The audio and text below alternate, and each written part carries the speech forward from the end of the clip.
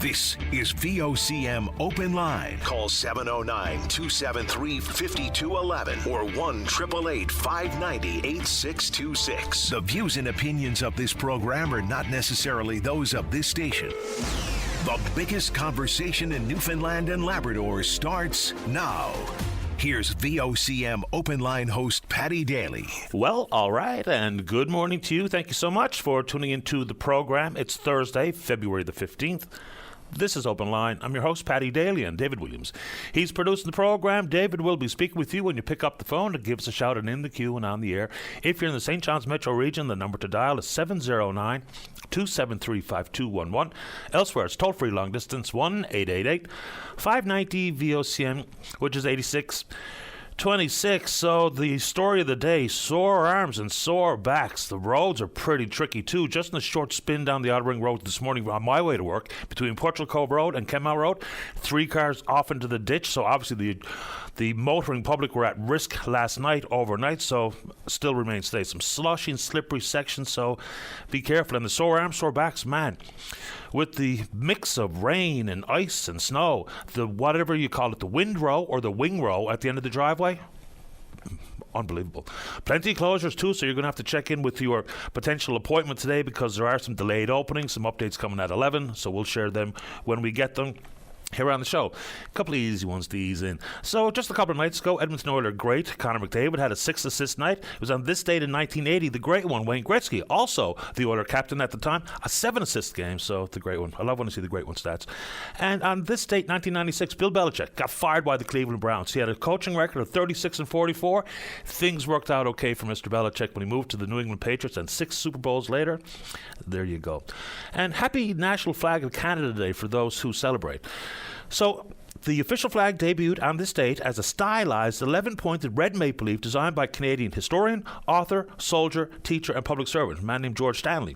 So it was unveiled and debuted today in 1965.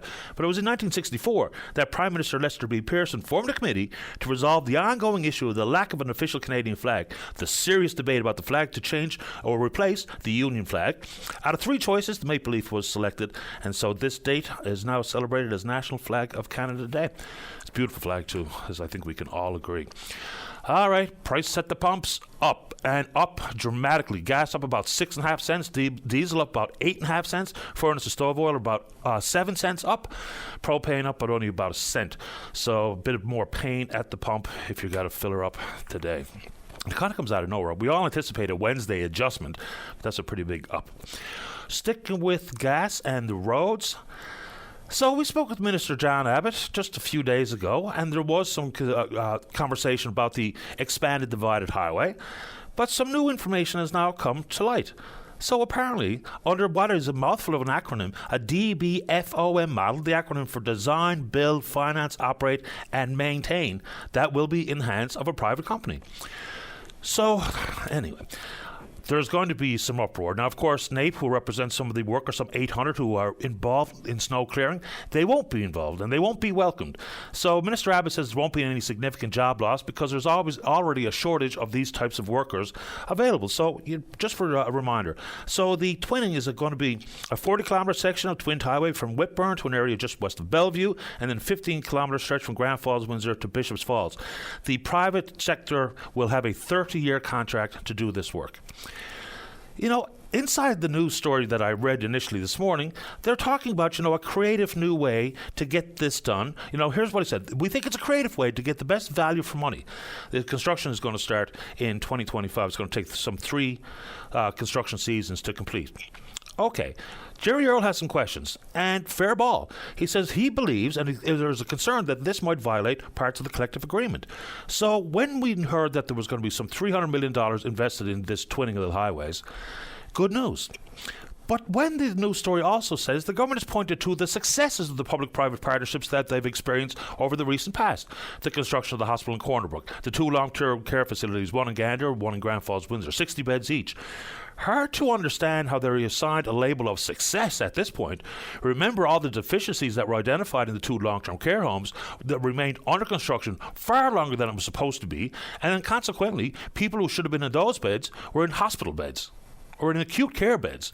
So there's a real legitimate concern about just how quickly we're expanding into more and more private ownership of public properties. And if you want to take it on, we can do it.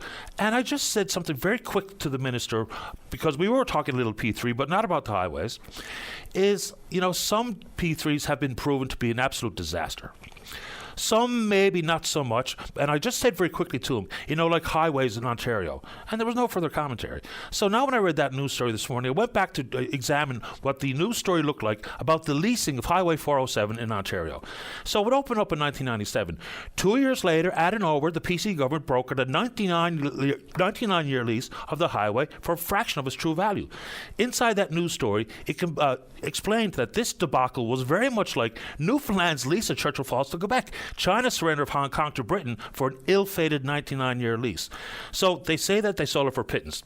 Some of the numbers are interesting. So it was built by the taxpayers at an expense of about $1.5 billion. Then it was sold for $3.1 billion. The government said we just declared a profit of $1.6 billion. Not so quick. Inside that miscalculation, a 6% share of the consortium that had originally been valued at $45 million in 1999 attracted a price 4 times higher by 2002.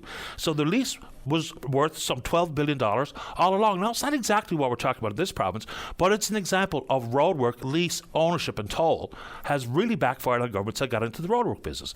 Okay, a couple of more numbers. In 2014, the consortium earned a profit of $222.9 million on gross revenues of almost $890 million. So, the consortium, get a load of some of these companies. It was owned by Sintra Investidoras Internacional, the CPP Investment Board, and SNC-Lavalin. They were all able to boost their dividend to their shareholders by 75% that year. So miscalculations regarding the involvement of the private sector in some public entities.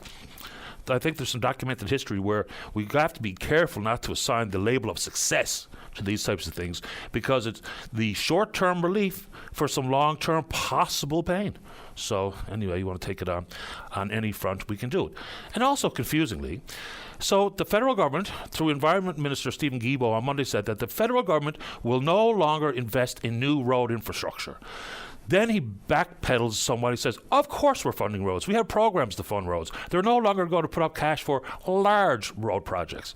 But the province and the federal government are involved in this divided highway project here in this province. So again, some of the babble that we hear sometimes is really hard to understand exactly what people are talking about. Like, what is a large project?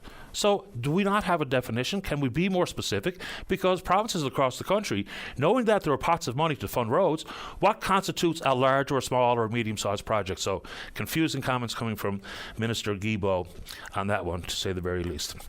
All right, a couple of January-related numbers. So we talk about home sales and the amount of homes that need to be built and all the rest of it. So home sales in January were up 22% compared to a year ago. These are numbers coming from the Canadian Real Estate Association. But of course, careful with that, because last year's home sales in the early part of the year were woeful. So you get a little better view when it comes to the spring. So say people who are actually involved in that particular industry. So home sales up, average rent in the country in January up to an average of $2,196, a 10% increase over this time last year. Add to it, it's up almost 20% or $373 a month compared to rental prices from January of 2020. Just a couple of housing numbers for context. And on that front, didn't get to this story early the week, but we'll do it now. And this is where sometimes we jeopardize ourselves by actually just reading the headline and not reading the content of the news story. So the headline said, the Canadian economy added 37,000 jobs in January. Employment fell slightly to 5.7%, the first decline in unemployment numbers since December of 2022. Of course, these are Stats Canada numbers. Here's where you get into some of the numbers that are not included necessarily in the headline in the first couple of sentences. No understanding of what labor participation looks like. It's a key way to measure the strength of the economy when we talk about jobs created and or lost. So 37,000 jobs added. Okay, mostly driven by an increase in part-time work. There was 12,000 full-time jobs were lost. So a decent job gain. Here's from the PMO chief economist Douglas Porter. He said a decent job gain, a slide in the jobless rate, and a persistent 5% wage growth are hardly the stuff of urgent call for rate cuts as everyone looks to the Bank of Canada to ease. Employment rose in several sectors in January, led by wholesale and retail, finance, insurance, real estate, rental and leasing. Meanwhile, we understand the issue being faced by the tourism or hospitality sector, accommodation and food services saw the largest employment decline, and that just looks like it's going to continue as some of our disposable or our entertainment budgets shrink up, and my purchasing power of my dollar is nowhere near what it used to be. So get some of those numbers out there. We all know that there is a ton of guns out around and on the street.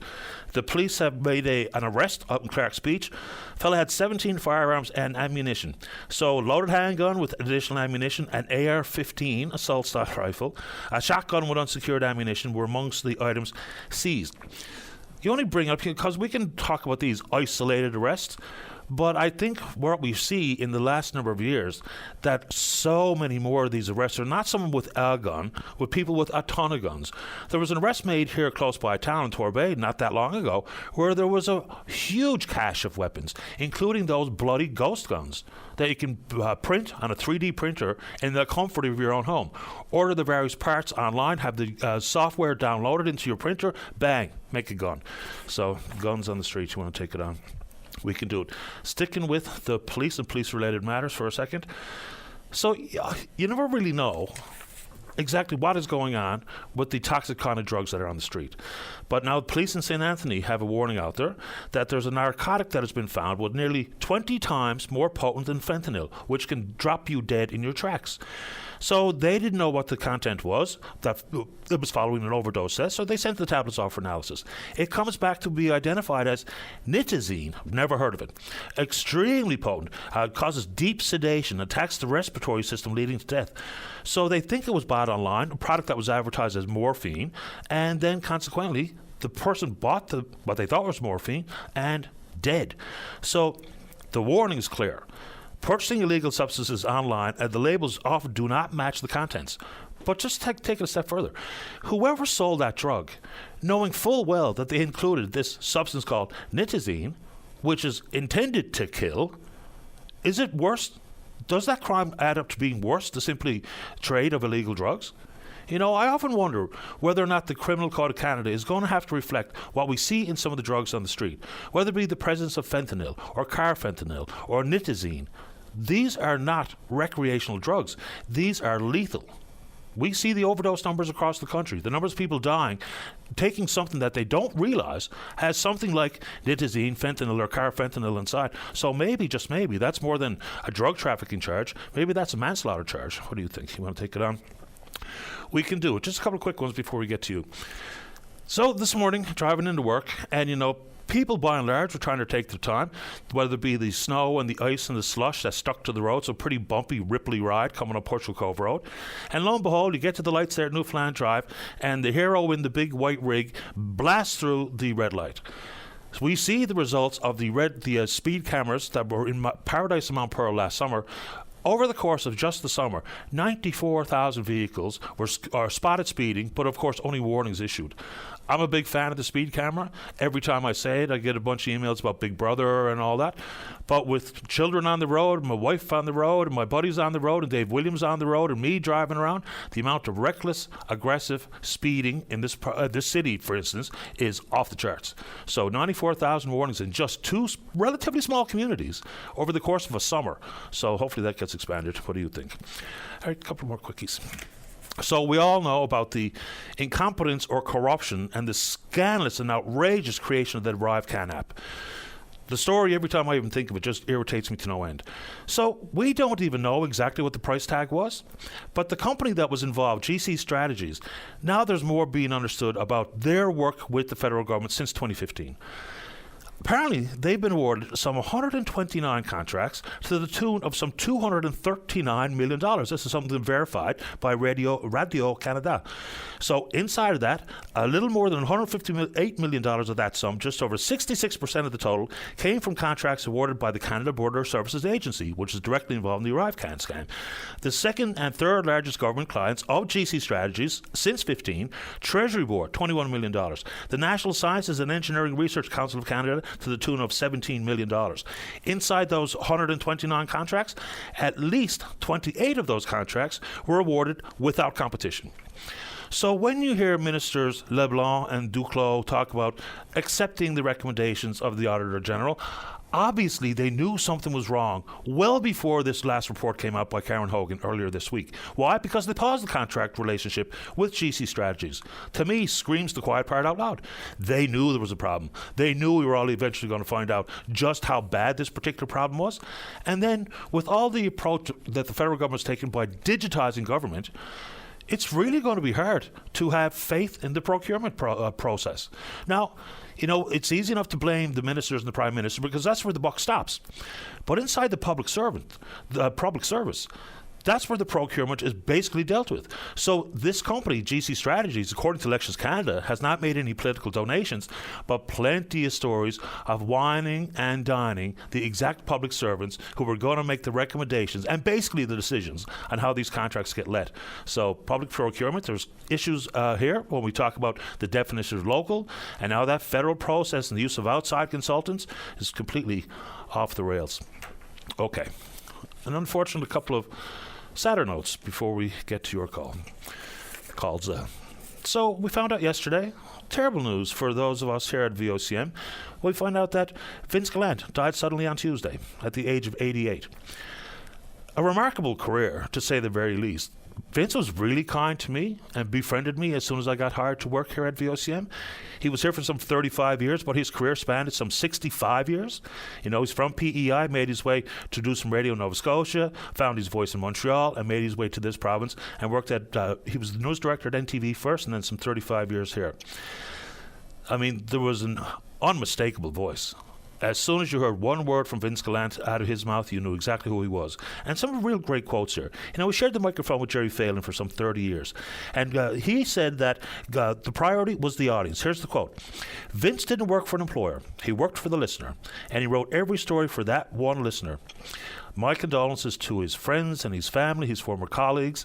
Vince was an absolute giant in the broadcast world, and he was recognized with the Lifetime Achievement Award from the Radio Television News Directors Association back in 2005. Deepest condolences to all involved. And unfortunately, one more sad one, and nobody will forget where they were when they heard the news. This morning, February 15th, it was a Monday, the sinking of the Ocean Ranger. And we can get into anything related to that. While the conversation is still stirring about the possibility to produce out of Bay du Nord, we remember the Cougar Flight 401 crash. All but one life were lost, and all 84 aboard the Ocean Ranger were lost. Of course, the storm was wicked, and it began on Valentine's Day. We woke up to go to school on the Monday morning to be told of the loss, including a young fellow who lived in our neighborhood and used to play a bit of street hockey with us. Immediately upon learning of the tragedy, the other two rigs in the area was the Zapata Uglin and Setco 706. They paused production so they could be inspected further. The prayer service has been postponed. It's going to be Monday at the Basilica. There's actually some pieces of the wreckage that are on display in a museum in Ottawa, and the museum is consulting with the family as to what they'd like to see happen to those pieces of wreckage, even if it's just a piece of wiring. It's the absolute trigger to bring your mind all the way back to the loss of the loved ones. Inside the 84 that were perished, only 22 of the remains were ever found. So there was an inquiry on the heels led by Alex T. Hickman, and one of the key recommendations coming from that inquiry all those years ago was to create a search and rescue base right here in the city of St. John's, closest proximity to the offshore producing fields. That still hasn't been enacted on by the federal government, but on this day, the listing of the Ocean Ranger, down it goes, and all aboard were lost. We're on Twitter. We're VOCM Openline. Follow us there. Our email address is openline@vocm.com. When we come back, let's have a good show. let's see here. Who's in the queue? Anne's there to talk about the state of healthcare and the P3s. Matt wants to talk about the Paradise High School that did not come to pass. Of course, the decision was made out of the blue to build the next new high school down in Portugal Cove, St. Philip's. And then we're speaking with you. Don't go away. Welcome back to the show. Let's begin this morning on line number 5. Matt, you're on the air. Morning, Paddy. How are you today? I'm doing very well, thanks. How about you? Good. I'm very good, thanks. You spoke a minute ago about driving to work and snow on the roads, and I'm on the committee for advocating for a high school in Paradise, and it just seems to me today's our second snow day for good reason. Wouldn't we want our kids going to school as close to home as possible, not going to nearby communities, not heading to other towns, not sitting on a school bus for an hour? We should have our kids going to school just down the road. That's the way it ought to be. And we've seen, as we've been busy with this work, advocating for a high school in Paradise, how well supported this idea is. People have chatted to us saying, this is really what we wanted all of this time. I also understand that during the campaigning for the Conception Bay East Bell Island riding, it was one of the top items that was brought up with the candidates by constituents. So it's definitely a real issue that's really up there. And we continue to work hard and advocate for that. And we feel strongly that we should see a high school in the upcoming budget. Fair enough. For me, if we're making decisions based on data and the school student enrollment and the like, Paradise was at the top of the list and was for quite a long time. And out of nowhere, the announcement was a high school for Portugal Cove St. Philip's, which is odd, I would call it, or classified. And the people who push... On that, Paddy, on the Portugal Cove High School, people suggested that we should be frustrated about it. We're actually not frustrated about the announcement for Portugal Cove.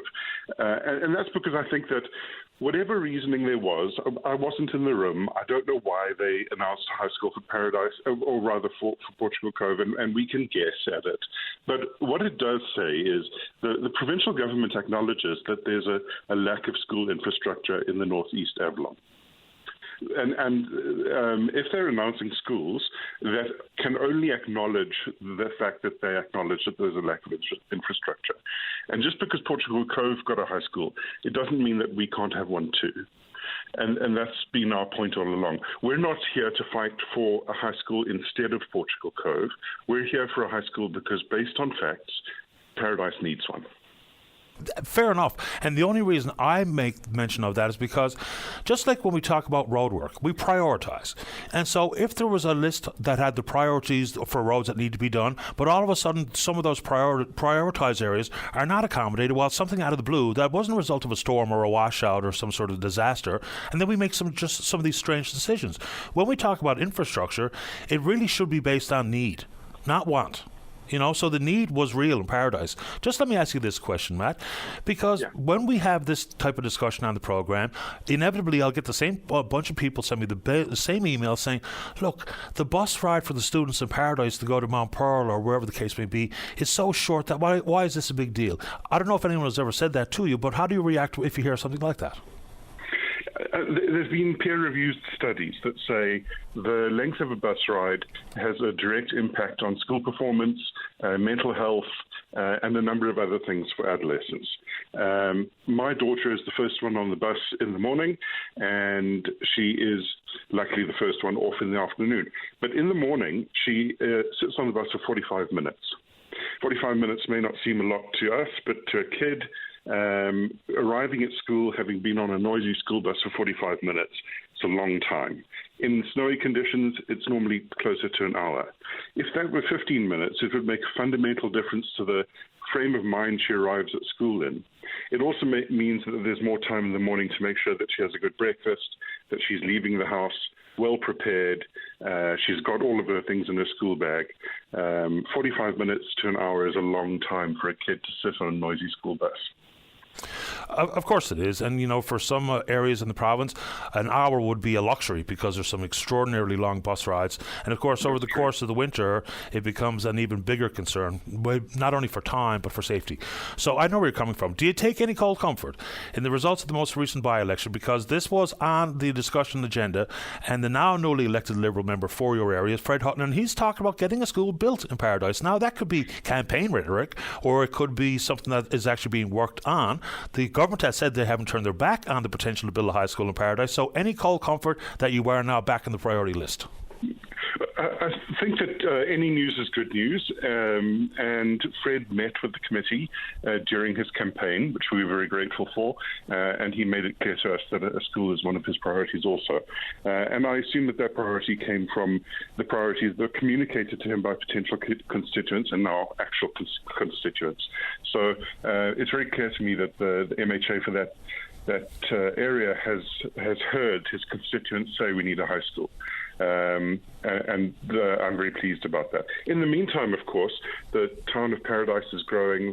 We've got Octagon Pond, which is extending that subdivision. In the last week, there have been 2 multi-apartment dwellings that have been approved. There's a new residential extension going in on Kenmount Extension. So very definitely, whatever the need is now, it's growing. 100%. Your area is some of the quickest growing parts of the country, let alone Atlantic Canada and or this province. Would you like to add anything else to the conversation this morning, Matt? I'd just like to thank everybody that's been involved so far and continues to be involved. And we feel really strongly that when the budget's announced, the government's going to do the right thing. I appreciate your time this morning. Thanks for doing this. Thanks, Paddy. Take good care. All right, bye-bye. Before we get to the break, let's go to line number 1. Anne, you're on the air.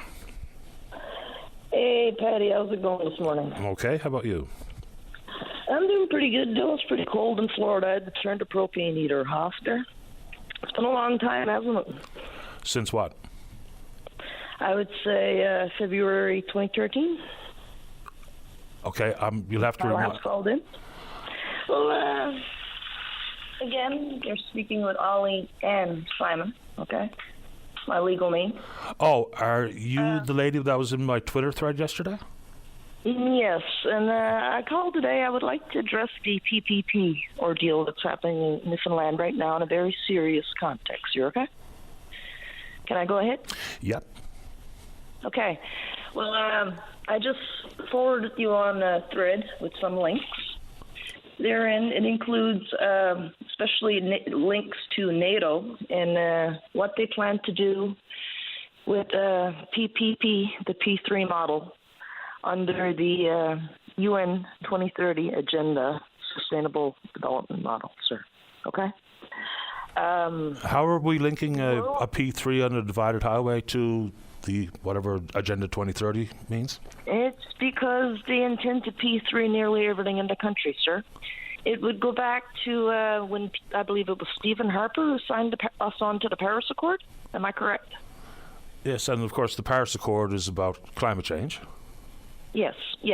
And well, believe it or not, it's a little bit more than that. It comes down to the sustainable development, what they call the 2030 Agenda. I can say it in another format, and you would call me, for example, a tinfoil hatter. I'm well aware, and that's fine.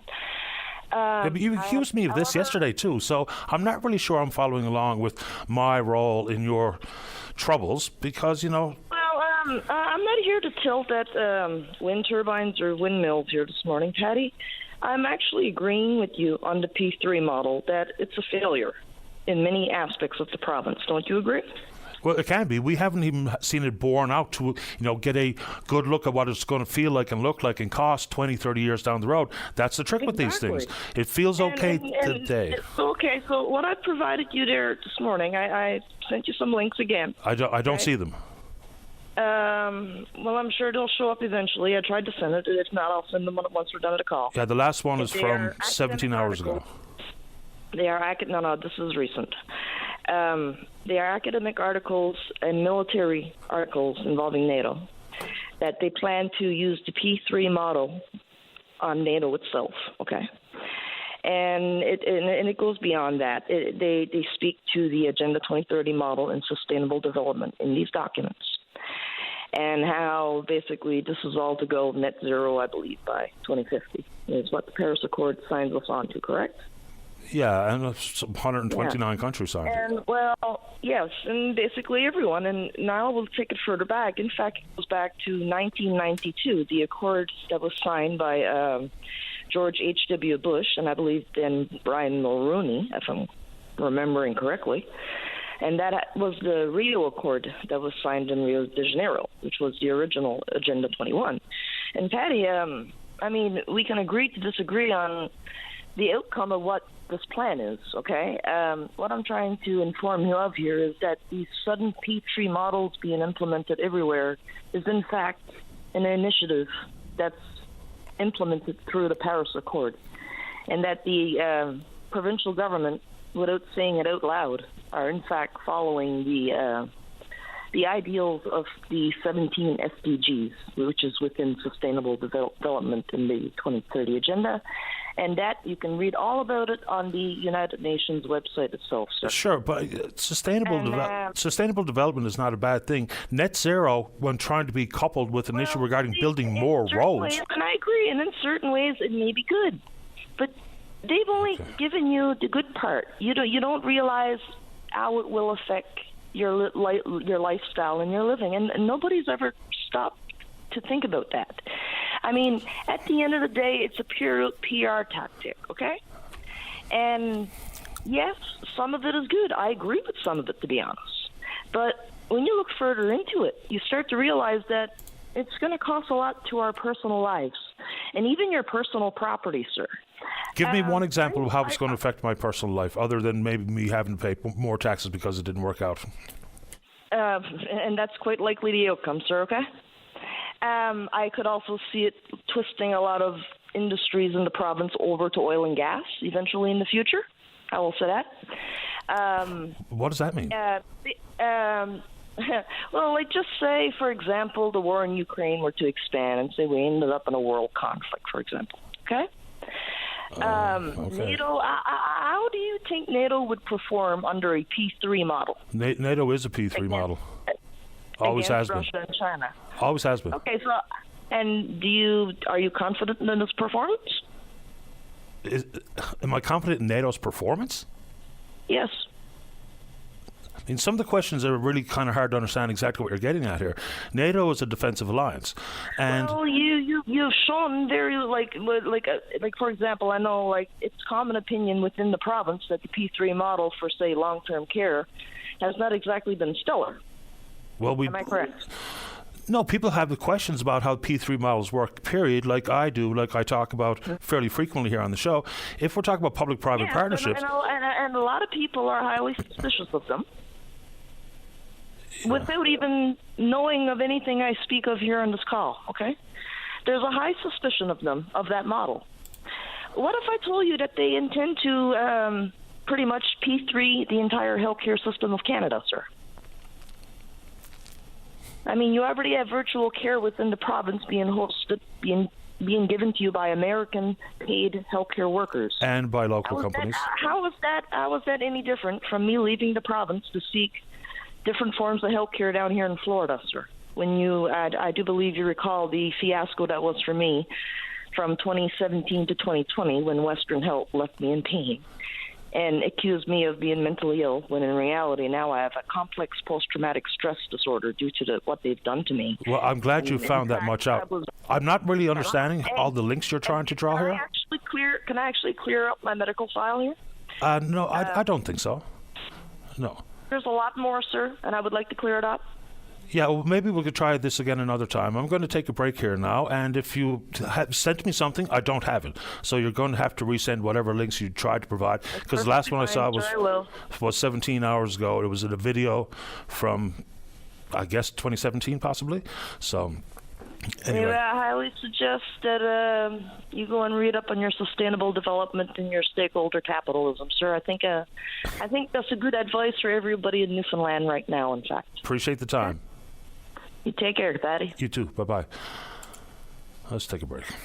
Welcome back to the show. Let's go to line number 7. Caller, you're on the air. Good morning, Patty. How are you today? I'm doing okay. How about you? I'm pretty cold here now. I'm calling from underground downtown St. John's, underneath the Supreme Court building, at the St. John's City Lockup, where we currently have no furnace. Now, correctional staff are doing their best, giving us additional clothing and blankets, but the fact remains that for the past 3 days, there has been absolutely no heat flowing into this building. And you've been in the lockup for 3 days? I've been here since Friday, and I was supposed to be released 2 days ago, but it was set over, and then court was closed again, and I believe it's closed again now. I'm in here for a breach of probation here now. So have you been told exactly what's going on? So if the furnace is broken, is it a matter of a repair technician coming and getting it back on track, or do you happen to know what's happening? There was 2 repair technicians. Apparently there's an issue with the blower. But, I mean, it's really not, there's humans in here living, right? I mean, if you were to house your canine in such a facility, you'd probably be put in jail yourself. Well, I mean, we're no stranger to a conversation regarding the conditions in the lockup, conditions at the penitentiary, yeah. And obviously it's not fit for man nor beast. It is not, and I mean, the infrastructure is just falling apart. And in addition to that, I'm looking outside my cell door now, and there is chicken legs, there's coleslaw, there's food up and down because, of course, the cleaning staff haven't been in. They won't allow inmates out to clean. They won't clean themselves for union reasons. There's food up and down. When I put my plate out for supper last night, you have 1 minute remaining for this call. Rodents tearing it apart. So I'm sorry, Patty. I've been on hold for 20 minutes. The calls are only 20 minutes in duration. I appreciate your time, and we're listening to your program, and hopefully we can get some feedback on this matter. We'll follow up and see what the timeline is to get the heat reinstated or restored. Thank you. Thank you very much. You take care. Bye-bye.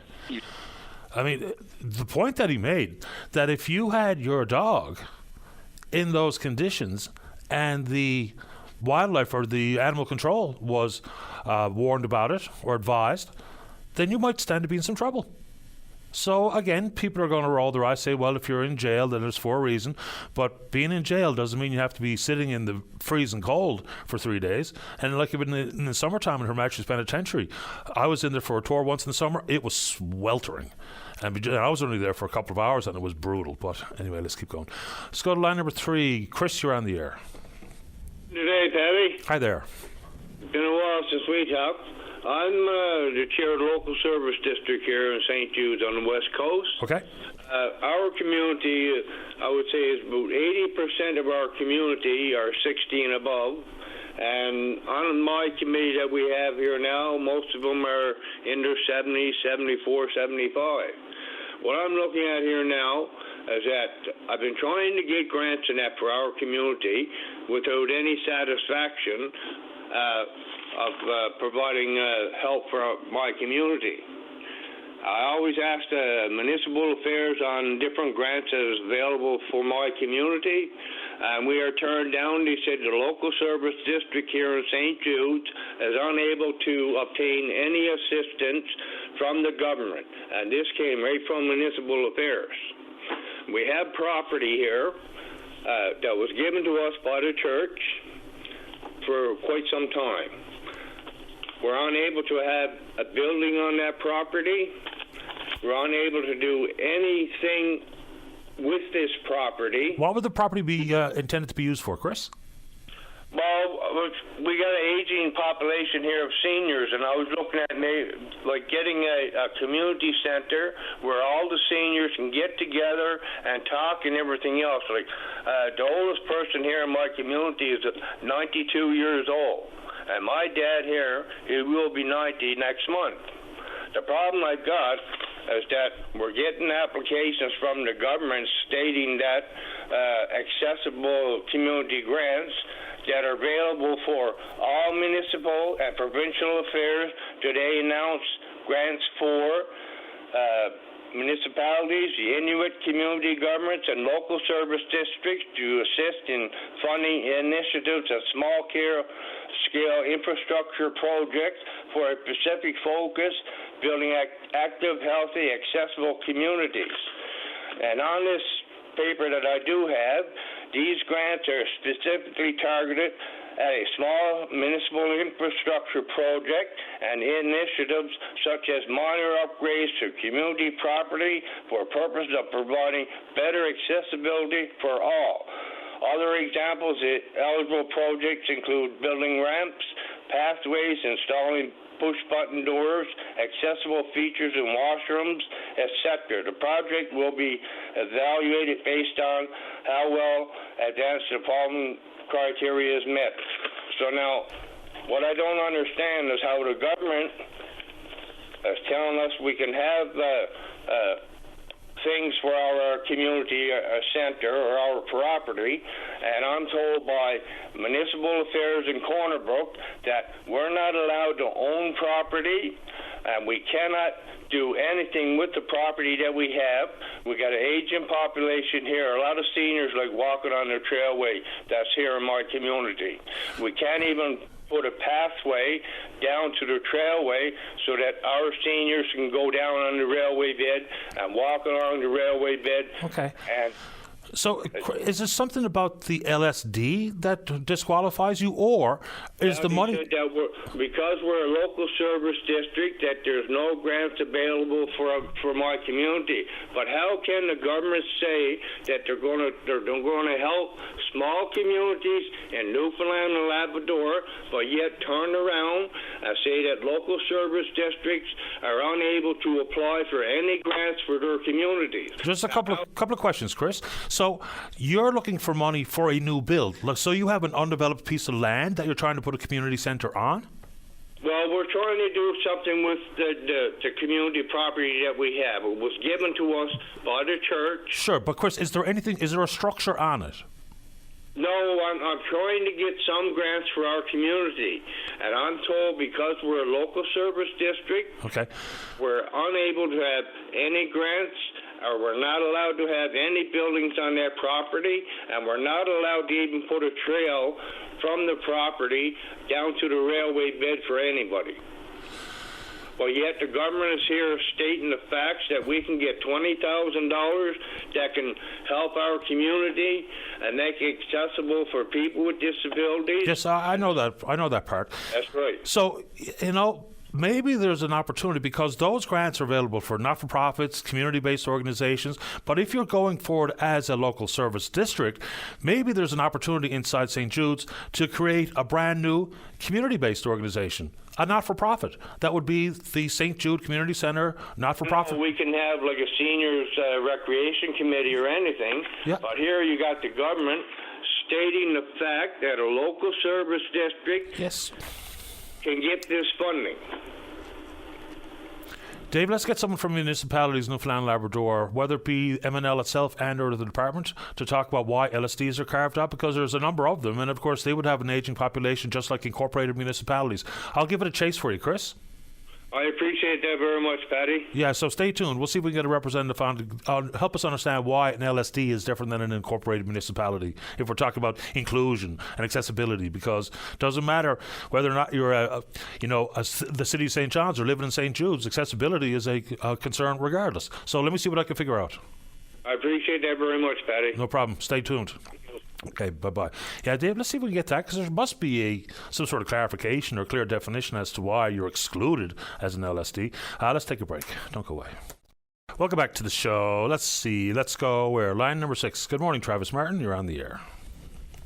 Hi, Patty. Good morning to you and good morning to your listeners. Welcome to the program. What's on your mind? Calling today on behalf of the Mount Pearl Paradise Chamber of Commerce. I wanted to talk to you a little bit about the Business Excellence Awards that we have coming up next month, March the 21st, at the Reed Centre in Mount Pearl. Let's go. What do we need to know? So, the Business Excellence Awards recognize members of the Mount Pearl and Paradise Chamber of Commerce whose achievements and community involvement have made significant contributions to the economic and social well-being of the local area. And this year, we're awarding 9 different awards.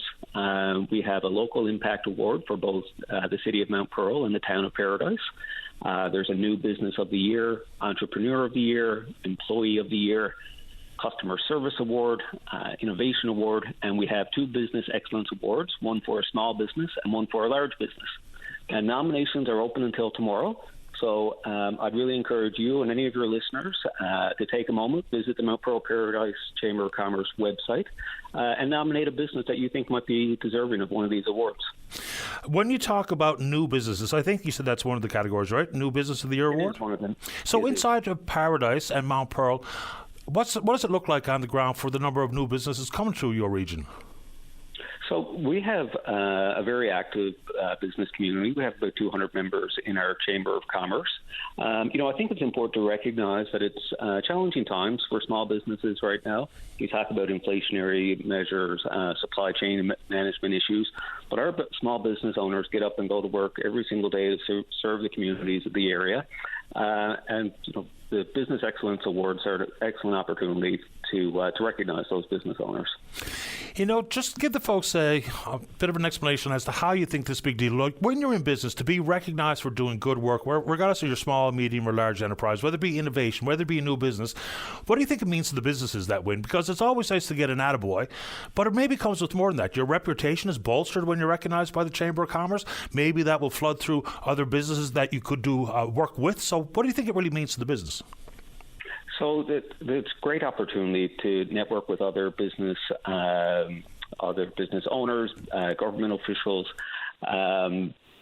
Like you said, you get up and go to work every day and earn a paycheck for yourself. There's very rewarding for a lot of our entrepreneurs. I have a tremendous amount of respect for anybody who's in business for themselves. It's very tough to go. But being recognized for these awards, it's another feather in the business owner's hat, and it enables them to promote themselves as a local successful company beyond just being in business for themselves. I think it's great, and the Chamber of Commerce has been maybe just an opportunity to network, but it's bigger than that. And being a member, it does come with some positive impact, I would suggest, to the business owners and their staff. So give the folks the details where they need to go if they want to make a nomination, because if the business that you're thinking of is not nominated, they can't win. So you can visit any of the Mount Pearl Paradise Chamber of Commerce website. We have an online form that any nominees can fill out. All nominees will be invited to a separate nominee reception prior to the awards being given out, and it's going to be a great evening. If any of your listeners are interested in attending, I'd encourage you to purchase a ticket, come out for a fun night. We have Dana Parsons and Wade Turling providing entertainment. Keith Power is going to be our MC. And Patty, if you'll allow me, I want to give a big shout out to our event sponsor, TD Bank, as well as our award sponsors, Up Sky Down Films, Easy Safety Training and Service, Jack Creative, Ready Kilowatt, Newfoundland Power, Wedgwood Insurance, Royal Bank of Canada, Business Development of Canada. And we also really enjoy a healthy relationship with the town of Paradise and the city of Mount Pearl, who are always so supportive of the Chamber of Commerce and the local business community. So big thanks to them. Yeah, Up Sky Down Films, Roger Monder, of course, Dana and Wade are awesome. Keith Power is a huge talent, so he'll be a great host. Good to have you on, Travis. Good luck with it. Thanks for the opportunity, Patty. Have a safe day. The same too. Bye-bye. Here we go. Let's keep rolling. Let's go to line number 4. Everett, you're on the air. Thanks, Patty. To get back a little bit to yesterday and follow up, thank you very much, by the way. I think I got most of my points in. There were a few dangling points that I can get to, but more important, I did all the talking, and you never get to learn when that happens. So I wanted to give you an opportunity to ask me some questions, if you don't mind. So I can either continue with a couple of things there. Continue on, and if that prompts a question, I'll be happy to jump in. Okay, that's perfect. I left the significance thing dangling a bit, and I used the word insignificant, and there's a couple of ways you can go at this. One is that you can go try it with numbers, but I'm used to putting people to sleep in smaller groups. Okay, but I will jump in here. I do have to jump in because what we're talking about is the recreational food fisheries that we did not add to the conversation yet, so go. Oh, what do you mean we didn't? Oh, okay. You're talking to the audience there now, not me. Yeah, that's right. Yeah. Okay. I'm sorry. Yeah. I should have done that. And like I was saying was that I can go at it with numbers, and as I just said, I'm used to putting smaller groups to sleep talking numbers. So I wouldn't want to lose your audience, but I can also use analogies and that. And when I talk about insignificant, it means that any measurement that comes out of the food fishery can't affect any decision by DFO or anybody else. And by analogy, if you can think you're standing, there's a hole in the ground. Somebody's just had a basement dug. There's an excavator there, and I'm standing next to it with a shovel. It wouldn't take you very long to figure out that the excavator dug the hole. Right? Right. Stand me next to a 65-foot longliner or a 100-foot middle distance trawler or something like that with a fishing pole or in an aluminum boat. Now, who's having the effect on the fishery? Right? Who's got to be measured? Who's got to be looked at and all that? Now, but we measure the excavators and we measure the commercial longliners. Yes. So then we get to I guess I got to go mathematical. The number when you put it into any calculation, right? And by the way, those measurements, I should go back. That measurement is extremely variable. Extremely variable, like plus or minus 10, 20. I don't even know what they don't give the variance in that, right? So it's very, very high. I'll give you a current example of the redfish is on the go. They were measuring it 2 years ago at over 4 million. I think it's 4 million tons or kilotons. The number is way too big for me to. 4 million metric tons. 4 million metric tons. There we are, yeah. The last one, I read an article a couple of days ago. It's already down, after 2 years, it's down to 2-point-something metric tons. Nobody fishing. Right? Nobody fishing. So the size of the numbers are just enormous, and the changes, the effect of everything else, there's so many. So if you take 2, 3, 10 kilotons, and you put it up against a measure of the size of the cod stock or any stock that's commercially harvested, then it's just meaningless on the size of the scale. And in physics or mathematical terms, it would be considered insignificant. If you want to calculate how much fluorine you need for a room, if you guess one of the dimensions, it makes no difference how well you measure the other dimension. The area is still a guess. Okay, that's what I'm saying. Okay, now I hope everybody's still awake. I hope so too. I'm a bit late for the news, so can you give us your summary conclusion before we run out of time, Everett? Oh, well, the summary is that we adopt a policies like in Norway. They're like managing the food fishery, doing anything with it is a waste of money, a waste of time. That's what I've concluded over all the times I've looked at it. Look, fair enough. The only reason I think that, if we adopt that stance, then we're going to continue to have the same old annual argument between the recreational food fisher and the commercial harvester, because unless we really have something to, like you just said, if I just guess at one of the dimensions of how much carpet I need in the room and I measure the other, I'm destined to get it wrong. I think we're destined to go down the same path with the annual argument because we're just hypotheticals, anecdotals, and not actual raw data. But that's my thought. Well, no, that's not what I'm talking about. I'm not talking about I'm talking about a fishery like in Norway. Okay. So there's no annual argument. A food, tourism, recreational, all things combined, like in Norway. So that's my answer. That's what I want. Point taken, Everett. I'm glad you made time for the show this morning. Thanks a lot. Okay, thanks a lot, Patty. You got a good show going. Thanks. Stay and in touch. You got a good head on your shoulders. Okay. Okay, thanks, man. Bye-bye. Bye-bye. All right, let's take a break. When we come back, Ireland wants to talk about the Landlord Tenants Act, and DJ's done a panel upgrade on the house. What about it? We'll find out. Don't go away. Welcome back to the show. Let's go. Line number 2. DJ, you're on the air. Hi, how are you this morning? Doing fine. How about you? Oh, good. I just wondering, I'm trying to find a program that can help me upgrade my house. I got fuses, and nothing against Newfoundland Labrador home repair program, but I'm over the limit. And I'm wondering if there's a program out there can help me, because now that the government inspector is involved, it got to be upgraded to 200 amp, which is $8,000, and they won't give me the money without a cosigner because I'm a little in debt. Okay, so you're looking for just a pot of government support money. Yeah, I don't want them to give it to me. I'm willing to pay it back. I just can't find no program. Yeah. I even Andrew Fury's office, and he told me to find a new place to live. I've got a house that I pay no rent in. The only thing I got fuses, and half my plug-ins don't work. And I got a leaky basement and 2 40-year-old furnaces in the house. Off the top of my head, I'm not so sure that there is a panel upgrade available. What I would suggest is that you contact Newfoundland Power directly and take charge specifically, so take charge NL, because they would be the best go-to for this type of work. I know they do oil to electric and then the insulation rebate. And I don't think they do that. I don't know. But that would be the only place, I think, because I don't think government proper has a program for panel upgrades. Not that I'm aware of, anyway. Just that, like, everything is that. Like I said, I tried for a new furnace. They give me insulation.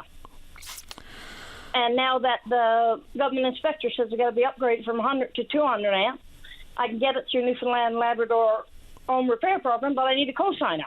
Right, and I certainly wouldn't be able to give you any advice on cosign. But No, I want that anyway. Okay. But I'm just saying, Newfoundland government's about time they step up and help people who's a little above the poverty line. Let me give you another suggestion. I would still follow through with Take Charge, because if not, I would at least go down that path to see if there's anything available. I did. Here's another suggestion, then. If that's what you called for, I'll give you another one.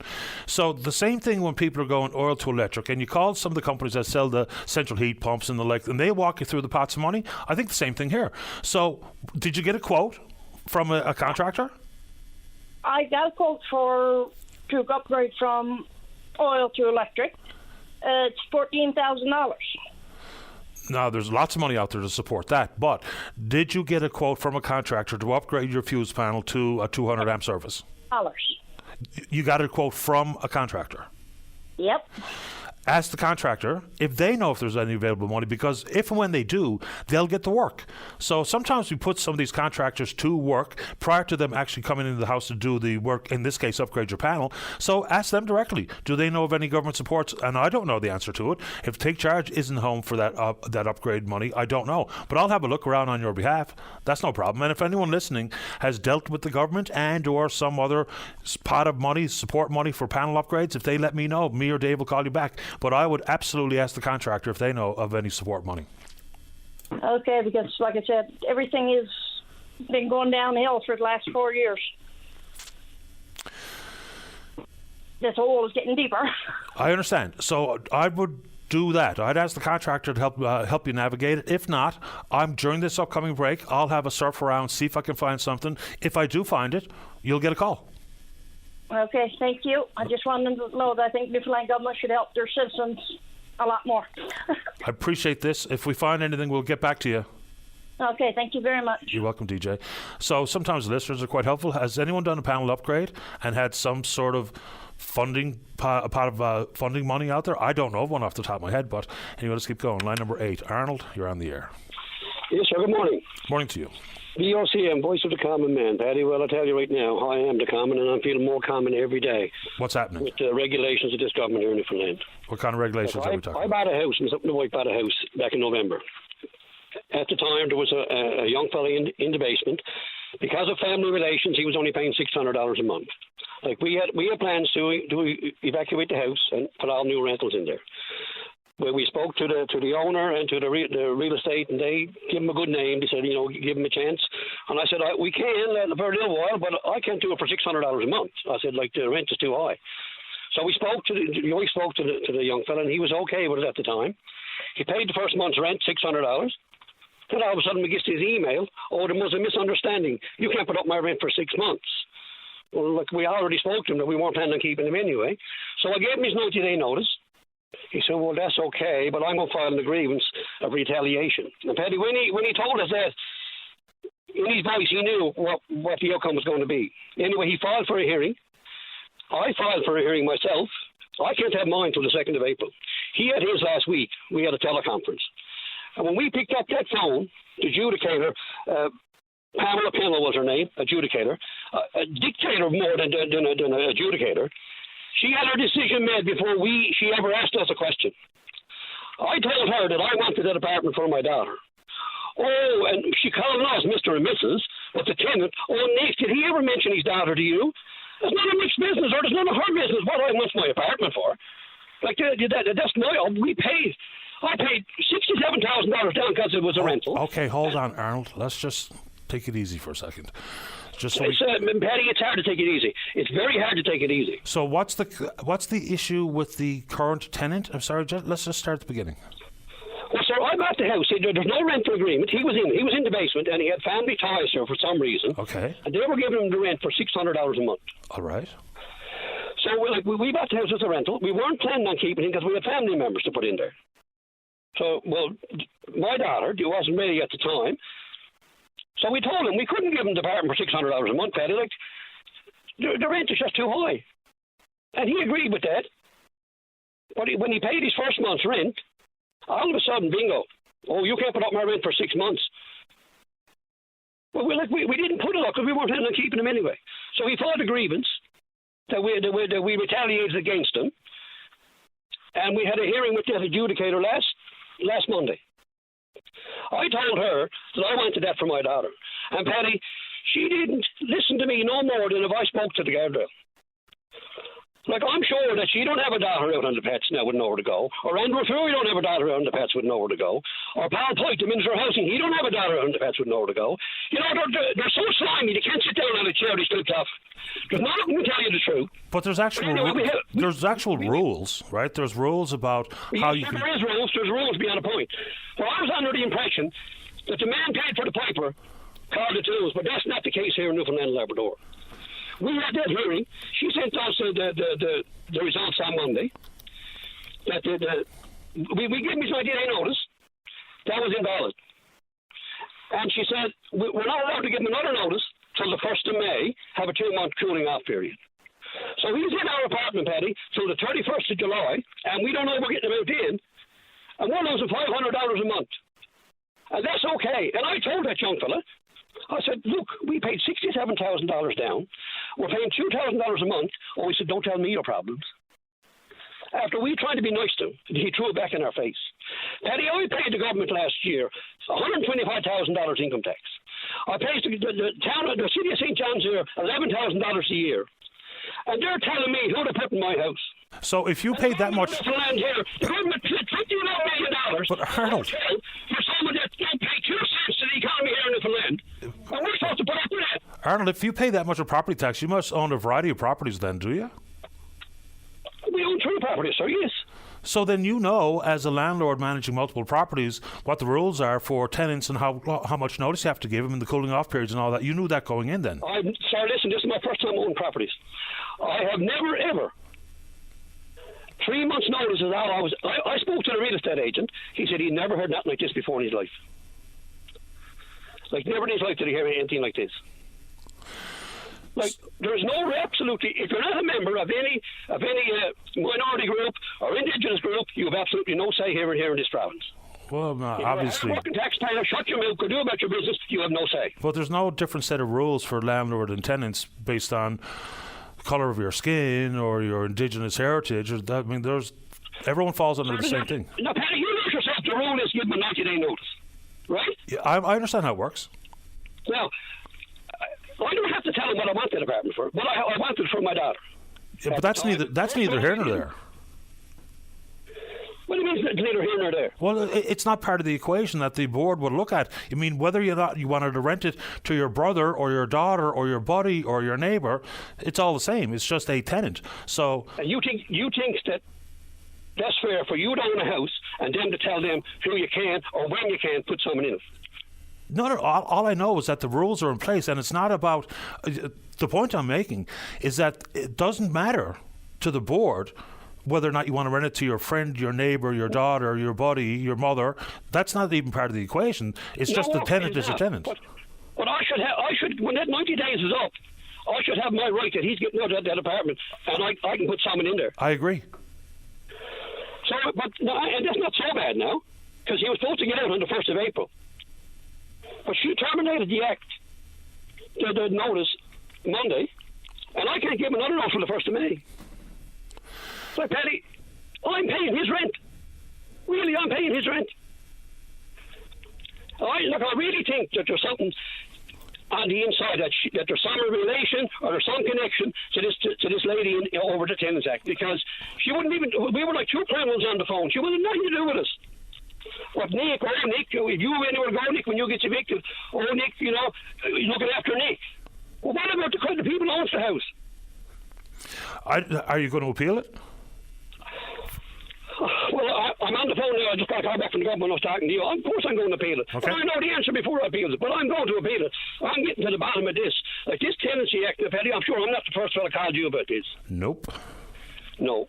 Like, there's something not right about this Tenancy Act. Like, we go and spend all this money. Like, it wasn't easy working to get this money together. And then they will pay it out, and then they tell you that you're not allowed to put someone in your apartment. Like, that's not justice to me, buddy. Like, that is an act of communism. We might have a democratic government, the name of our government, but we don't have a democratic government. Yeah, but that's not what communism means, though. But anyway, I don't know why they've made a decision like that, because it's a pretty standard approach for a landlord to take as a 90-day notice. There's some relation there.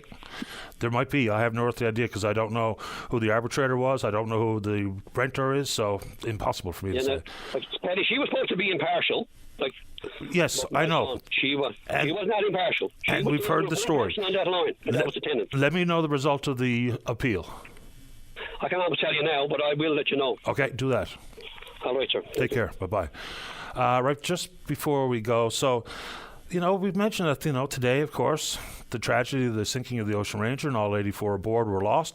But it's also today, 21 years ago, the big flood in Badger. So someone asked me to mention that, and I remember that story. So it's 21 years ago today that there was a major flood in the town of Badger. So we'll dig in a little further to that subject right after this. Don't go away. Welcome back to the show. Let's go to line number 1. Patrick, you're on the air. Hi, Paddy. Hi there. Yeah, I'm calling from South Korea. Welcome. And on January 18th, my sister, Tracy Ilfoyle Ings, passed away.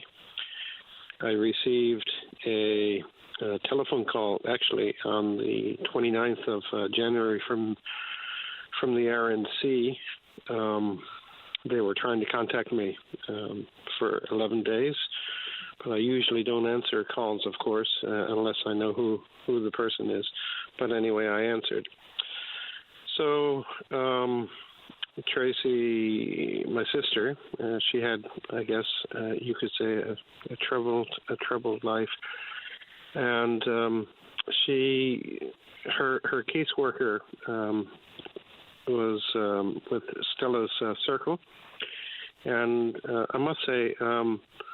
They were very kind in their relation, speaking to me on the phone, and our caseworker, Christy, very professional, very kind person. She gave me information to try to contact a person by the name of Jeff at Income Support. Now, the thing is, if I had the financial means myself, I mean, I would take care of everything with regards to her passing. But that's just not the case, because back in November, myself, I took a 40. Let's put it this way: I lost a lot of income back in November. So. I've been trying to contact Income Support. I've made numerous telephone calls. I've left messages. I've even sent email. Haven't received any reply from them. I need to get a case number in order for her to move out of the morgue that she's in. And just for clarification, Patrick, when you say you call looking for help, so did you go directly through Income and Employment Support at the provincial government for their special needs benefits? unreachable. You got to consider there's a time zone difference of 12 and a half hours. Several times when I've called, there's just been answering machine. I've left messages, no call back. I've left my telephone number, my email address, nothing, no call back, no email. I've even sent an email, no response. I asked her caseworker if she could, on my behalf, contact or be in communication with the income support, and her manager said that she couldn't do that. So, I mean, there has to be a better system in place. I mean, there has to be some compassionate flexibility when in a situation like this. I mean, if a person's especially out of the province, even more so out of the country. So my sister still waits to be buried in the morgue right now. For starters, I'm sorry for your loss, Patrick. I'm going to ask you two questions. Number one, how old was your sister? 3 years younger than me. I'm 54 in March, so she was going on 51. I was just wondering whether or not she'd be eligible for the CPP, the Canadian Pension Plan death benefit, which is about $2,500. Secondly, what email address? I was told by her caseworker that I'm not going to go into numbers, but what I was told by her caseworker that let's put it this way, it was higher than that. And as I know right now, with calls, for example, their lowest priced, what I was quoted, their lowest priced cremation was $4,500. Okay. What email address did you use to try to connect with income support? I don't have it here right now. I'm using my phone, so but I did telephone them. So I mean, certainly I did leave messages. Maybe it's possible for some reason the email didn't get through. But let's put it this way: my email did get through back and forth with the caseworker, it still is, and with the sergeant at the RNC. I mean, I did leave messages. I'm unsure about, how quickly voice messages get retrieved and returned. I can't speak for the government department, but I will give you another email address that is directly for that department. And maybe it's the one you use, and if so, then obviously you can ignore. But it's simply CSSD. Just wait a second. I'm going to write that down. CSSD. CSSD info at gov.nl.ca. At gov.nl, okay. NLCA. NL.ca, yep. Yep, I got it. But, well, I mean, they have an answering machine. What's the purpose of an answering machine, I mean, this is not... just like 2 or 3 days ago, I've left messages with them more than a week ago, and occasionally I still call back from time to time at different times, and there's always an answering machine answering. It's hard to. There has to be some. Yeah, it's virtually impossible to navigate with government via the telephone. I always, even for the purpose of having receipts, so to speak, an actual paper trail for communication back and forth. So try that particular email address. If not, I know someone who works in that department. So if you don't have any success in the next couple of days with that email address I just gave you, if you send me an email to my personal account here on the show, I will get you a different email address, hopefully for a specific individual. Thank you. And it's easy to find my email. It's right on my right on the show's website, or it's just very fundamental. It's openline@vocm.com. Sure. There has to be something. I mean, this is one government office. I mean, an unrelated case with another government office that I need for my own personal documents over here in Korea is a birth certificate. And I actually went online back in April. I paid for the birth certificate, and it supposedly it was sent to me. Never received it. And that's another government office. I keep calling. No answer. Leave messages. No answers.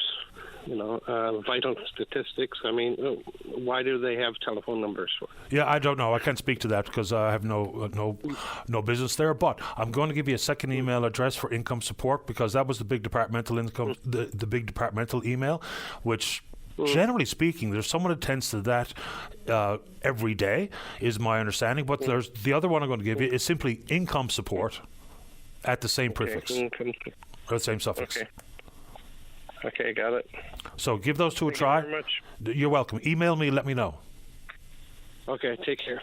Dave Williams, the producer, wants me to put you on hold for a second, Patrick. So I'll put you on hold. You'll speak with David. There we go. He is on hold. Dave, you want me to take another call here? Yes? Okay, let's go to 3. Nick, you're on the air. Is that me? That's you. Hello, listen, I am on Harvey Road, which, as you know, is between Military and Lamarchant. I know where it is, It's a main thoroughfare through, the heart of the city. The plows are going up and down Harvey Road with their blade down every 15 minutes, pushing nothing back, over and over and over. I called the city. Why on earth? And last night, I even saw 2 of them right behind one another. Both of them with their blades down in the middle of the road. At least they could be widening the road, but they're not. They're going up and down every 15, 20 minutes, blade down, over and over, pushing nothing back. What a waste of resources and money by the city. I've called, I've left messages. Why don't they do some of the other streets? But the redundancy and stupidity is overwhelming. Yeah, I think you see that fairly frequently on what they call the emergency routes or trunks. So I think it's kind of silly too, right? There's a bunch of things I don't see very efficient in the world of snow clearing. If there's no snow to push, don't put your blade down, number one. And we should be driving people out in pickup trucks to swap drivers as opposed to drive the plow all the way back to the depot so that you can get a new operator in there. There seems to be a lot of that stuff goes on all the time. But point taken. I mean, I've seen the exact same thing. Well said, Paddy. I've seen them going up and down Elizabeth Avenue with their blade down in the middle of the road. Meanwhile, there's a right-hand turn lane that is not plowed, and they'll still go down the middle of the road with nothing to push back instead of clearing the right-hand side turn lane. I could use another swat by a plow on my street. Yeah, right? And I had to walk to the corner store the other night, and Parade Street wasn't done, and Freshwater Road wasn't done, but Harvey Road is done every 15 to 20 minutes. Point taken, Nick.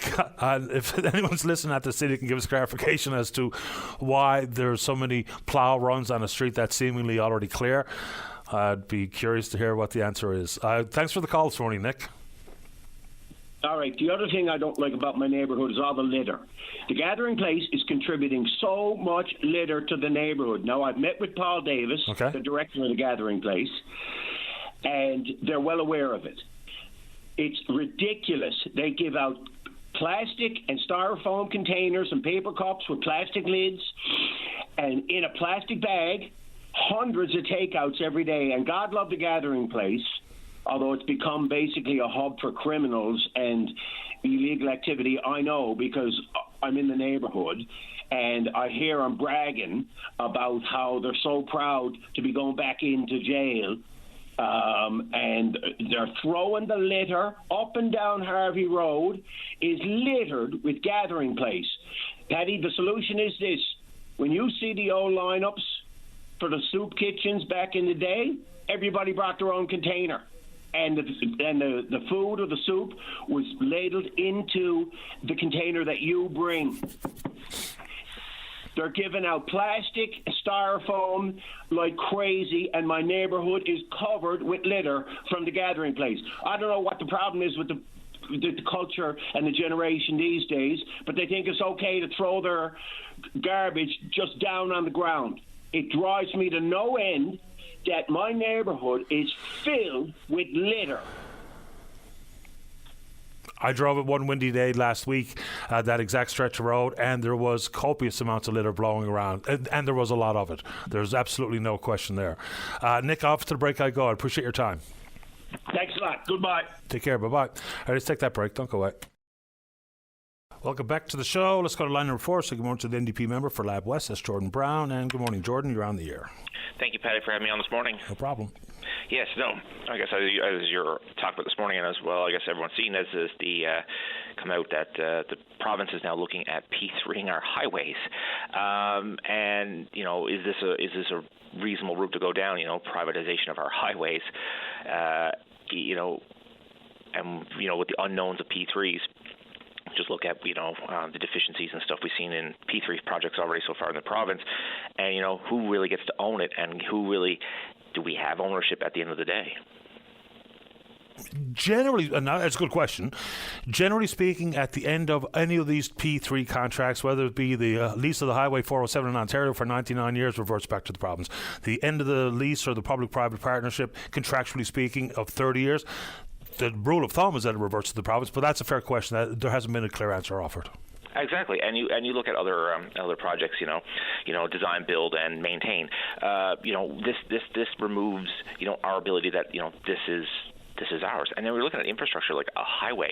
This is vital infrastructure, no different than a hospital, long-term care home, I would argue. But at the same time, this is public property. This and we're going to look at the pitfalls of P3s and who maintains it, who we're paying for it. Is the maintaining going to be at a level? Is the operator or the maintainer going to use the best quality or the best thing ever, or are they just going to try to skim on repairs and maintenance and snow clearing to save money? These are the things that we have to take in consideration. But if it's in the public sphere, it belongs to us.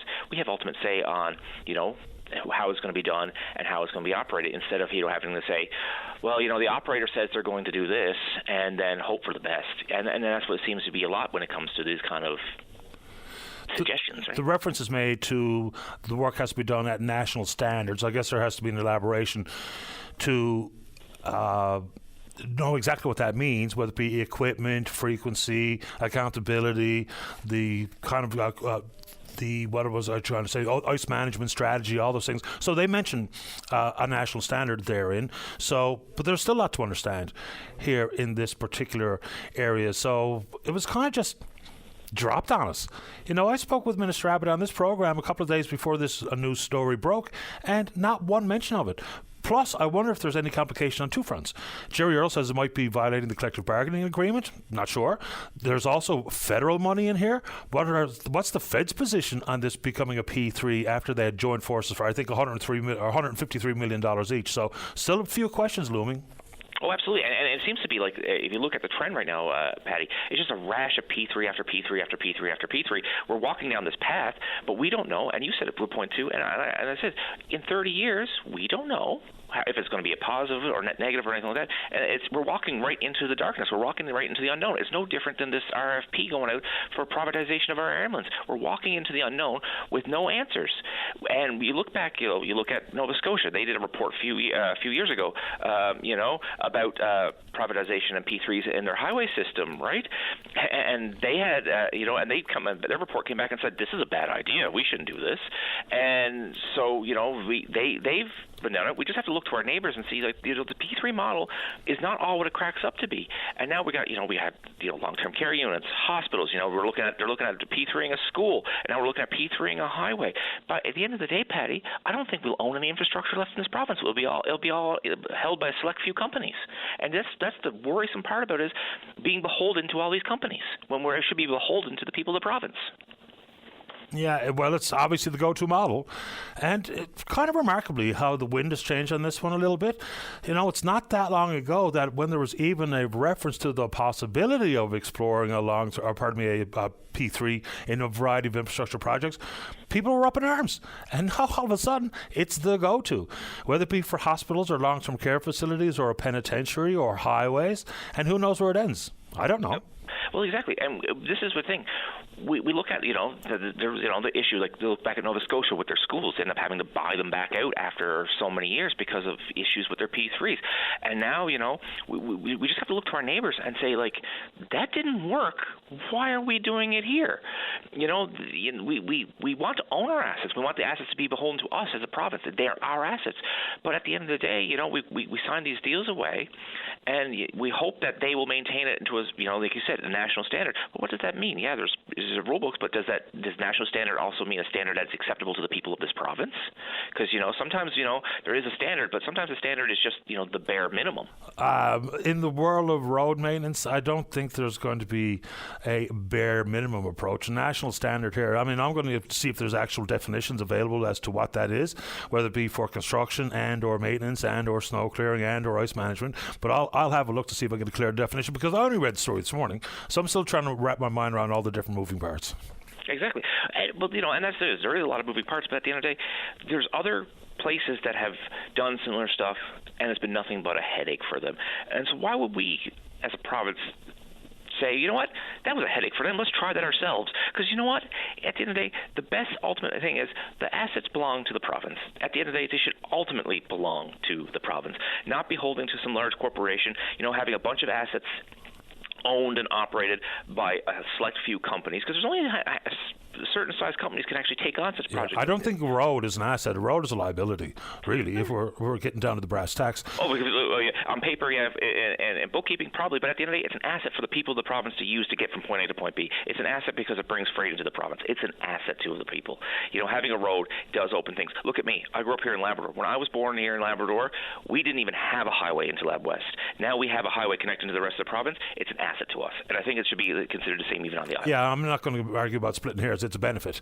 Financially speaking, it is liability, but it'd be nice to see the math. Plain and simple. Here's the 10-year window, the 20-year window, the 30-year window. What we forecast would be the cost of having NAPE members do the work. Add in the private sector who would actually design, engineer, and pave the road itself. Fair enough. That's always going to be the way. But it's the ongoing after completion, how the math looks. I guess we kind of have a firm understanding of the math until there's a reply to the tender, so we can see what the bid looks like. But then we absolutely need to see the mathematical breakdown. Here's what it looks like, whether it be in savings or additional cost in 10 years, 20 years, 30 years to the end of the contract. Until they can provide that, there's going to be nothing but cynicism surrounding this decision. Oh, absolutely. And it's no different again. We go back to the privatization of the air ambulance. It's the exact same thing. Show me the math, because now you're adding corporate profit into an equation of delivering healthcare services. The math there starts to be a little, off too, because at the end of the day, these companies are expected to make a profit off of this. So with building a highway and maintaining it and everything like that, these companies are expected to make a profit off it. And the same thing with the RFP for going for privatization of the air ambulance. These companies are expected to make a profit off it. Yeah. And these are public service delivery. Public service delivery shouldn't have a profit margin in it. It's delivering a essential public service to the people. And now you're really putting in an equation of dividends and all this stuff back to the shareholders and all this stuff. This shouldn't be in public service. This shouldn't be in healthcare delivery. It shouldn't be in asset delivery like a highway. These are the problems that we're facing. Is you're expected these people to make profits off of us in places where profit is normally not found. Again, for me, it's the math. Yeah. If their profit inside their bid comes up with over the windows of 5 or 10 year opportunities here, if indeed there's any type of actual savings, well, I'll be monkey's uncle, number one, but it'd be nice to see how they've arrived at this decision. If it's going to be more expensive to do it in the form of a P3, because I gave the example of the PC government in Ontario back in 1999 leased out Highway 407, it has come with enormous profits for the consortium that took it on, as opposed to if they simply applied the toll, which was in place right away, that highway would be paid off. And yet, up to 2014, from 2099, the consortium made something like $890 million in revenues, $300-odd million in gross profit. I mean, so let's see the math. Jordan, I appreciate the time. Thank you, my friend. Bye-bye. You too. Bye-bye. Yeah, I mean, just basics. If there's some arena where the incorporation of profit also can reflect overall savings, then let's see it. If that's not the case, then how do we justify this decision? Let's take a break. Don't go away. Welcome back to the show. Line number 2, Dave, is that where I'm headed? Line number 2 it is. Shannon, you're on the air. Hey, Patty, how are you? Excellent. How about you? Not too bad. First of all, I don't want to take up too much time. I realized it was on earlier in the week, but regarding the Bayvert Peninsula ultrasound situation. Right. I dug into that a little bit, Patty. I thought there was some very relevant information. There's a little bit of an urgency to bringing light to that cause. I posted my experience on social media, and immediately there was a tremendous outpouring of support and concern.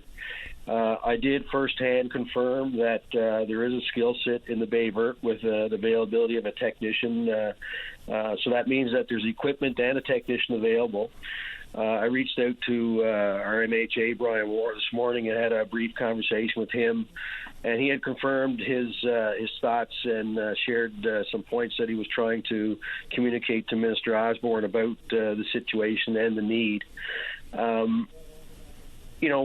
I had dug into this a little bit and asked some friends. So, this job was posted some months ago for a full-time technician, and all of a sudden it went under review and it was pulled off the advertisement. Why I think there's a little bit of urgency around it, since I posted my social media story, a friend did forward that the job was reposted, and believe it or not, it was posted last week and it closes tomorrow. The only concern that I have with this posting is that it's 14 hours in a bi-weekly pay period, which means 1 day a week. And, I tried to think about the logic behind that. If they're trying to evaluate the demand that's on the Bayvert Peninsula based on the facts, I think they need to be very careful about that because, last year in 2023, our hospital was only open 51% of the time. And because there was no doctors. If there's no doctor, then there's really no one to issue a request for an ultrasound. And that's, false example of the demand, I believe. We have a region in Springdale that could utilize the service down here. We have, a technician and the equipment, it's here. And, if this position is going to close tomorrow based on one day a week, there's nobody going to be able to take that job and build their life around it. So I think that's very important, Patty. And I think that the urgency is there for people to share their stories and continue to bring light to their experiences on the Bayvert Peninsula and the region, and add support and put pressure for the healthcare board to really evaluate this and to create a full-time position there and utilize that service to offset the pressure in the region. My understanding is it's 3-month wait list in Grand Falls for ultrasounds. But there's a lot of communities between Bayvert and Grand Falls, and I'm sure, as I mentioned earlier in the week, people would certainly appreciate coming to Bayvert if it meant alleviating the time wait that they had, and it would increase the service to the province and to the region. Yeah, I have no earthly idea whether or not a full-time ultrasound technician is required based on patient volume. I really have no idea, but the way they're listing it very much feels like they're just trying to hire someone to complement their already part-time ultrasound technician job elsewhere and rotate in and out, so limited offering in Bayvert. That's what it kind of feels like. Yeah, to me, I kind of look at it, and I think it feels like they want to post, 1 day a week to say, we posted it, nobody took the opportunity. And maybe I'm incorrect in saying that. No, that's probably fairly intuitive. I wonder, are there very many people somewhere nearby the Bayvert region that are already employed as a part-time, so to speak, ultrasound technician, that they were hoping that person would want to complement their hours at working one clinic or another to make the move down there with, some per diems and kilometer coverage and all that stuff. I don't know, but I don't know what they've also forecast for patient volume requiring ultrasound service. Be nice to get it. Yeah. You know what? And if that's the case, great. But I think what the point that we're kind of indicating is someone needs to come in from the health board and provide some information on what their thoughts are around this. Give us the assurance that our concerns are being addressed, and maybe they have a plan. But if that plan is not being shared to the public, then they're opening themselves up for criticism, and we're opening ourselves up for false pretense of what the situation is. we're here, as I mentioned last week. We're not going anywhere. I think they need to bring some light to the situation of what the healthcare board's thinking, because the ball's rolling now, and the tremendous outpouring of support that I've seen privately and over the last 12 hours. That just indicates that people are looking for a voice to bring these items to light, and they're going to support that. So it's an opportunity to be in a positive direction versus the public just saying that people are not doing their job and not supporting the infrastructure. If they are supporting it or they have a plan, come out and tell us what it is. Yeah, absolutely. And that's what we all just need, isn't it? Give us the justification. Tell us what's happening, as opposed to a high level. We posted a job for 14 hours, no one took it. Sorry, that's not really an explanation and a full picture understanding of what the hell is actually going on. Shannon, anything else before I take one more call before the news? No, all great, Patty. Appreciate your time. Anytime. All the best. Right, cheers. Bye-bye. Before we get to the news, let's get a highway condition update on 4. John, you're on the air. Good morning, Patty. Good morning to you. Just put out for your listeners, traveling in Trans-Canada, the road conditions are really not good, not great at all. Haven't seen no snow plows from Bay Roberts to St. John's and back. Pretty well halfway back now. It's just ridiculous with the way these road conditions are. Veterans are just wet, no snow at all, but Trans-Canada is wicked. About 6 inches of snow in places. That's brutal, man. I have to say I wasn't too impressed by the snow clearing on my drive to work this morning, but of course I didn't make it too far out the highway, just a quick stretch of the Outer Ring Road. So thanks for the heads up. And folks, if you don't have to be out there today, just don't go. Traffic now is moving at 40 kilometers an hour, Paddy, on Trans-Canada Highway, like a main highway across this island. I think the government got to look at getting some snow clearing on the go. Absolutely. Middle of the day now, like the day is half gone. You got commercial drivers, you got healthcare workers, you got people, essential workers got to get to work. For any reason available, if you have to be on the highway today and you have no choice, then we all deserve to have it cleared, not 6 inches of snow in places. And of course, at some point, there's going to be some snow blowing around and the plows are going to have to backtrack and get another swipe at it. But if it's as unsafe as 40 kilometers an hour this morning, not good enough. Right now, cars moving at 40 kilometers an hour. It's a good thing it's all-wheel drive. I would have been stuck on a number of occasions. Right? And that's not good enough. Not even one lane clear. Not good enough. Agreed 100%. I don't want anyone belonging to me out there today. When you're looking at somebody, you get your taxes done at the end of the year, and you look at $25,000, $30,000 paid in taxes, like it's not good enough. Point taken, John. I appreciate the heads up for the motoring public. Okay, buddy.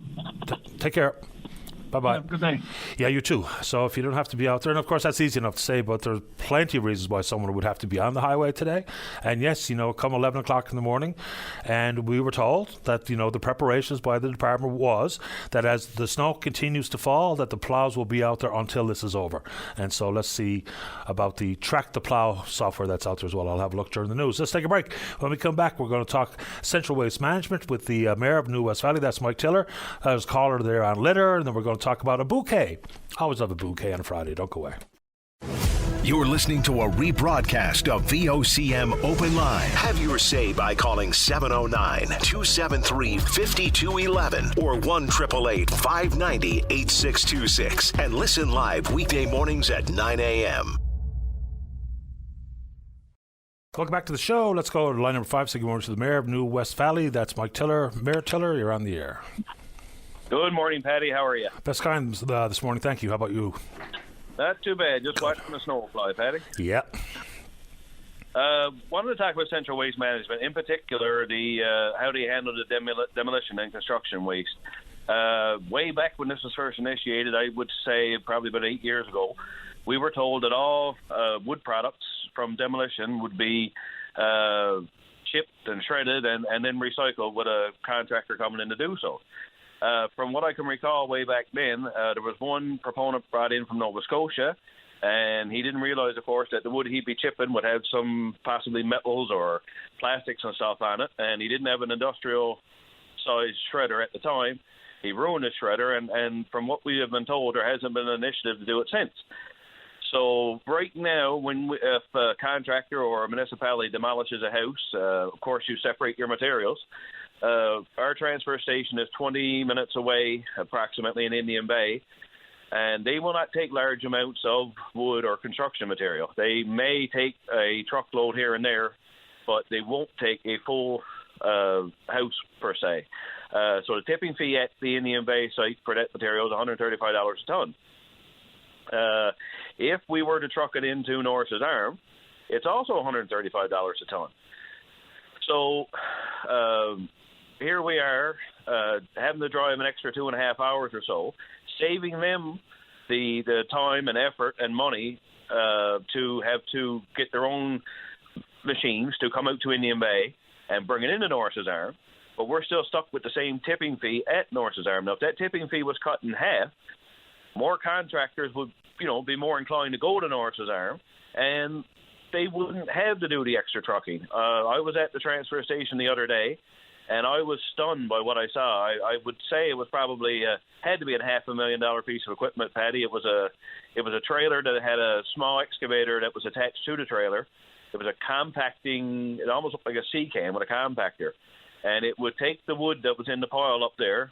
It would be dropped down in this compactor, compacted, and then shipped to Norris's Arm. Now, when it gets to Norris's Arm, they basically blasted a quarry, and all this material is just being buried in a quarry. So it makes absolutely no sense why they're charging these high tipping fees to basically bury the wood that, if it's being buried, why can't the transfer station or the municipality bury it where it is and not have to incur all this extra cost and fuel? And we're talking about carbon footprints, but there's certainly a huge carbon footprint when it comes to this stuff. I really don't understand the process. Well, you mentioned carbon footprint. I think that was one of the initial concerns people brought forward when we created all these waste management regions. We close all those dumps or landfills or whatever. And it was always going to be the smart thing to do to close the incinerators. But for so many municipalities who had their landfill closed because of the new developed waste management strategy, they lost some revenue as well, because some of these dumps were commercial and industrial with pretty significant tipping fees and revenue for the municipality. So I get it. Is this all changed since Central Waste Management was created? Well, again, when Central Waste Management was created, we were told a lot of things. We were told about, at the time, there were single-use plastic garbage bags. They were all supposed to be recycled in China, and, of course, that didn't happen. All the wood was supposed to be chipped and recycled, and, of course, that's not happening. And, again, if you're only going to truck it from Indian Bay to Norris's Arm and bury it in a quarry, why in the name of God can't we bury it around here or make some other use for it? Plus, if a contractor can take it to Norris's Arm by themselves, because I know there's contractors in this area that are sizing up properties that, it's going to be very beneficial to the town to get some of these old dilapidated buildings out of it. But for them to tear down a building and then refurbish it for subdivision or for their own use or for whatever, it's not cost effective for them because of the high tipping fees. Now, if they had their tipping fees cut in half, say to maybe $75 a ton or $60 a ton, and they could truck it directly to Norris's Arm, get rid of it, and then they wouldn't have to use this fancy compacting machine that they've purchased to go to Indian Bay, to go to Glovertown, to go to Gander Bay where the transfer stations are, and truck the same wood that the contractor would be doing and taking it off their hands for them. Again, it's ludicrous. And, I mean, you can look on any YouTube video and see these huge industrial chippers that are taking the wood, they're chipping it all up, they're separating the metal and the plastics and everything from it. And it's being done everywhere else. But for some reason, our Central Waste Management feels that it's okay to make large blasts and blast out quarries and then bury this material. It makes absolutely no sense, Paddy. As you described it, doesn't make any sense to me either. And I don't know if there ever been a forensic audit on Central Newfoundland Waste Management to see if what they're doing is feasible or if it's just a make-work project for whoever's running the place. It's been a while since we went down the waste management road. For a while there, especially on the West Coast, we had lots of calls about it and were concerned by municipal leaders, municipal mayors. So I suppose it's time we start chasing it again. I'll see what I can find out. Well, we were told about 2 or 3 years ago that when the western region started to bring their waste to Norris's Arm, which some of them are doing now, then they would have extra garbage, extra recycling so that this should lower our tipping fees. Now, again, at the time, you could argue it. It didn't make a lot of sense to me. They say that they need more garbage to be able to have more recycling, to be able to make it more cost efficient. But, they are now taking this waste from the West Coast, and it's not doing anything, only upping our tipping fees every blooming year. Also, Paddy, with the Municipalities Act that they're trying to invoke, there is a clause there about if a town wants to get rid of a dilapidated building, say for a tax sale. We've done numerous tax sales, and say there's a dilapidated building on it. Well, right now, the new Municipalities Act is saying that you can put a lien on the property and recoup the cost of tearing down this building with the previous landowner. But what we're finding is that some of the tax sales that we've done, it's because they're not paying their taxes. So say if there's a $4,000 lien on the property and there's a cost of $5,000 to get rid of the house, then, of course, we couldn't recoup the $4,000 from the tax sale. So how are we going to recoup the $5,000 cost from getting rid of this building, which it shouldn't cost us $5,000? But, again, because of the high tipping fees, it all goes back to my original comment, because of the high tipping fees and what we had to do to get rid of our wood products, it doesn't make it feasible for a town to try and beautify itself, to make new land, and to get rid of some of the old properties. It's a catch-22. It is, and we'll see if we can't get someone on. I suppose going directly to the waste management organizations themselves, I'm not so sure how far we'd get, so I'll try to figure out the appropriate minister and get him on and see if we can get a further conversation going. I would love that, Paddy. And again, I know Harbour Grace put out a resolution at the last Municipalities Act to try and address some of these dilapidated buildings in the communities. And, there are being some changes in the Municipalities Act, but I just hope that there's more done to help towns recoup the costs of some of this demolition that has to be done, again, to try and create more land, to expand your town, and to bring in more tax base. Understood. Point taken. I appreciate it. We'll do a little chase. Thank you very much, Paddy. Have a good day. Same to you, sir. Bye-bye. As Mayor Mike Taylor out in New West Valley. Let's get a break. When we come back, are we going to take Patricia first? Is that what you want me to do? Yeah, okay, let's do that. Line number 1. Patricia, you're on the air. Yes, hello, Patty. Just wanted to say first-time caller and big fan. Thanks for calling. Myself and the program. Thank you. The reason why I'm calling is I'm here in St. John's in Cowan Heights, say New World Fitness, what it used to be, area, and I'm living with and taking care of a senior citizen here. I can't even get out my front door. My front door opens in, and the driveway is absolutely clobbered in snow. I just wanted, I had heard before that there was services for senior citizens or some sort of help out there so that I can get out for starters, and then to be able to get the vehicle out to to look after her needs and so on. Do you know anything? Yeah, there was a group called Snowbusters, and they were operated by Choices for Youth. So it was a help for seniors and some at-risk youth getting something to do. So I wondered, Dave, is that still in play? Because I know that was a real thing. We put several people on to Snowbusters in the past. I'm going to give you a number here to call Choices for Youth, because that's who operated this particular program in the past. So I'm going to give you that. And also, if they don't have that Snowbusters group as currently in action as they used to, then maybe Seniors NL will be able to put you on to someone who might be able to help. So the number for Choices for Youth here in the city of St. John's is 709 Yes. 754 754 04 46. Okay, so other than that, you're not familiar with any kind of services out there that can help me? Like I said, if there was an emergency or anything, I can't even open up my front door because it opens in and it's actually literally covered in and beyond it. You don't know of any sort of services? Well, I don't think the City of St. John's does something specific like that any longer. I am just looking at another link about free snow removal for seniors. I'll see if they have something called Snow Angels Canada. Not sure if they're actually here. Let's see. I'll give that a click.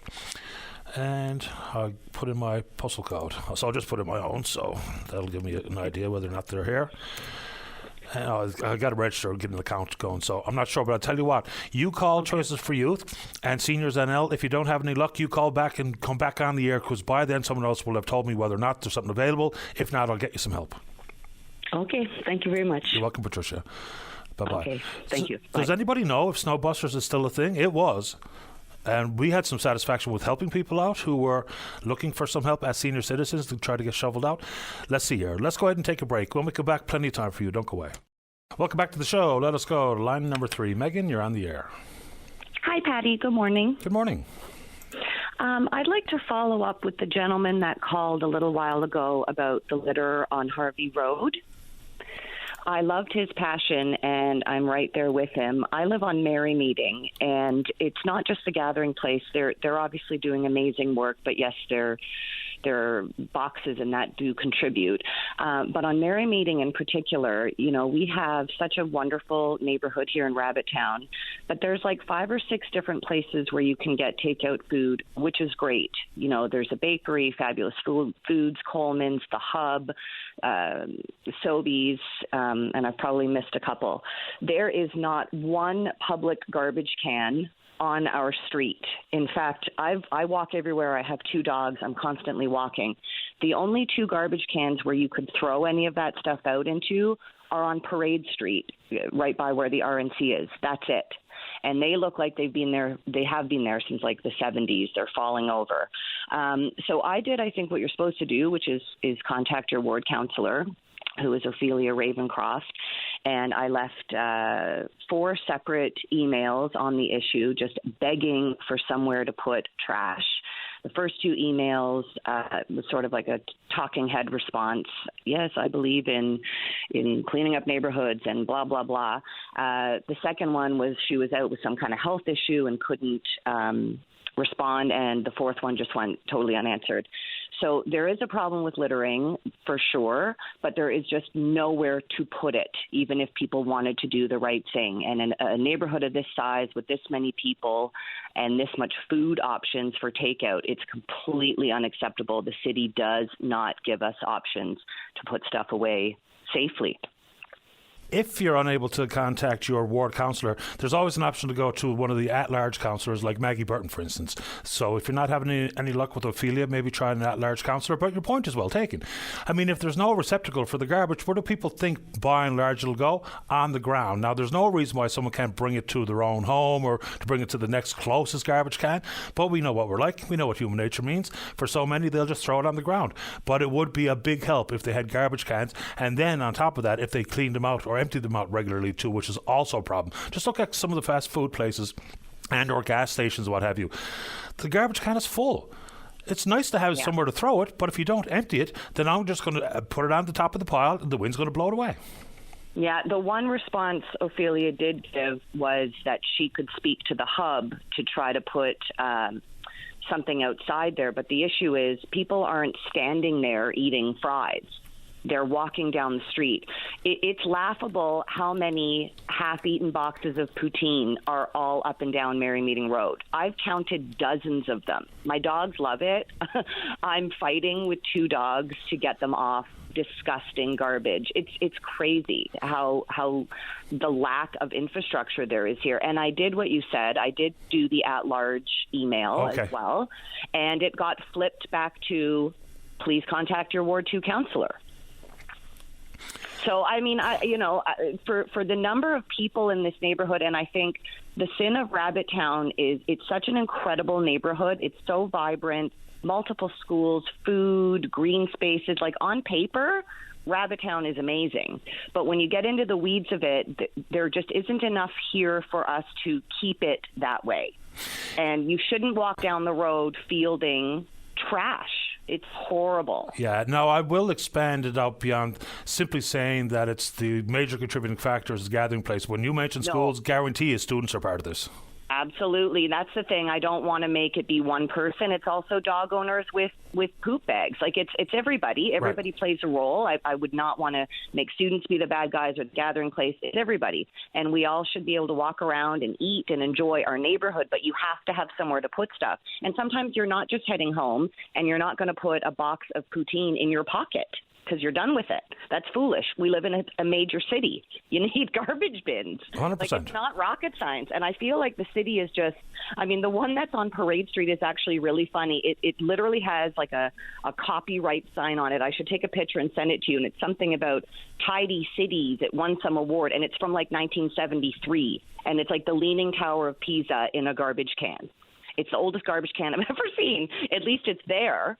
But that's it in this whole stretch from like Freshwater, Ultramar, right down to the rooms on Merry Meeting with like 6 or 7 different places to get food, not one garbage can. It's wild. Yeah, and remember when they went through that effort to paint some of the garbage cans, to paint some of the phone boxes? Let's just make sure before we start painting them, we put them out there, period. Even if they're just plain Jane green or black or brown, let's get them out there. Absolutely. Paint them after. Yeah, 100%. I couldn't agree more, Megan, and I'm glad you made time for the show. Thank you. Thanks, Patty. Have a great day. You too. Bye-bye. Bye. Yeah, I mean, the amount of litter around here is embarrassing. It really, truly is embarrassing. Let's get a bouquet today before we get to the news. Line number 7. Paul, you're on the air. Good morning, Mr. Daly. Morning to you. How are you this morning? Couldn't be better. How about you? Great. I'm a first-time caller. Welcome. And I listen to your show. I am a retired teacher from central Newfoundland, and as you can tell in the little breaks in my voice, a little bit nervous, but I'll get over that pretty fast. Yeah, take your time. You're doing great. As many of your listeners may not know this week, that it is Teacher Appreciation Week, and from February the 12th to 16th. And being a retired teacher of about a year and a half, I pretty well know much of what teachers are going through, and every now and again we got to spruce them up and give them a shout-out. And I would like to leave with the many teachers a bouquet of flowers, because they are doing immeasurable and responsible work throughout our province, all 6,500 or more of them. I've been involved with the NLTA, and I've been very outspoken and an advocate for teachers in different capacities as branch president and joint council meetings, school rep and the like. And I listen to your show regularly, and since I've retired, you're doing phenomenal work. But again, I would like to congratulate all the teachers of the province for the fine work that they do for the students of the parents of the province as well. And you probably know, because you keep referencing the fact that your wife is a teacher and the like. So again, to all teachers of the province, keep up the great work with working with the limited resources that you have. You're doing stupendous and immeasurable work for the students of this province. Hear, hear. So thank you so very, very much, Mr. Daly. I have mentioned a couple of times this week that it was Teacher Staff Appreciation Week, hoping to get exactly this call, because far too often we're talking about how many PD days they get, and then they're off in the summer. Look, I can tell you firsthand that if every teacher in the province puts in the amount of effort and time and dedication that my wife does, then boy, oh boy, you've got yourself a great teacher. I'm not doing that to suck up to my wife either. It's just the facts of the matter. I've got tons of friends who are teachers. They all take their jobs 100% seriously.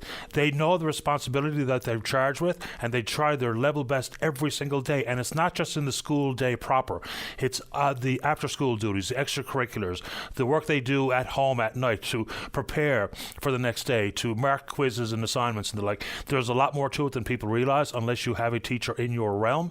So best kind that I got this call finally this week, because I was hoping someone else would chime in and offer the kind words to teachers, because for me it comes across as, gratuitous because my wife is a teacher. But anyway, I'm glad you did this morning, Paul. Oh, thank you so very, very much for giving me the opportunity. And just to branch off on another tentacle, I really enjoy it when teachers get a snow day. Because they can use that time to rejuvenate, even though they're going back to the same environment, some positive and some not so positive. But at least they get, in this case, a 2-day for us in Central, and same for the city. They need them. And as you said in your statement there, far too often we're put on where we don't have the public support, but and having the summers off and that kind of thing. But for the people who will go inside the doors of a school, be it primary, elementary, intermediate, high school, they know what's going on, and the teachers have it under control. That's the bottom line. Teachers have it under control, whether they're the TLAs or the IRTs or the counselors or the homeroom teachers, the volunteers, same sort of thing. So I'm very, I guess you could say, involved externally, but I do volunteer work as well at the school and that kind of thing. And I thoroughly enjoyed my 30-plus teaching years as well. On that note, Mr. Daly, I am a first-time caller. I will call a little bit later about some of the other issues that are going on with the education system down the road. But thank you so very, very much for taking my call. Enjoy the rest of the week. And to your listening audience, maybe before the end of the week, you'll get some more phone calls. Your call was most welcomed. I enjoyed speaking with you, and hopefully stay in touch, Paul. Thank you so much, Mr. Daly. All the best. Bye-bye. Bye-bye. All right, there we go. Bouquet to the teachers. Love it. We're going to take a break for the newscast. When we come back, there's a few callers. Small business closures, the MAID program. I had an extensive conversation with the director of MAID here in Eastern Newfoundland, Dr. Aaron McKim. That was yesterday, I think, was it, Dave? Anyway, let's take a break for the news. Don't go away. Nutrition, exercise, keeping the cold at bay. Whatever keeps you feeling great, the Wellness and Healthy Lifestyle Show on your VOCM. Welcome back to the program. Let us go to line number 5. Walter, you're on the air. Perfect. Good morning, Mr. Daly. How are you? Doing okay, thank you. How about you? Not too bad. I hear you had the doctor on who's in charge of the MAID program in Newfoundland, Labrador. Yes, he is. Dr. Aaron McKim. Yeah, I wish they'd hurry up and put a program in place here. Like Nova Scotia's got a program already, right? Well, we do. The MAID program is available in this province.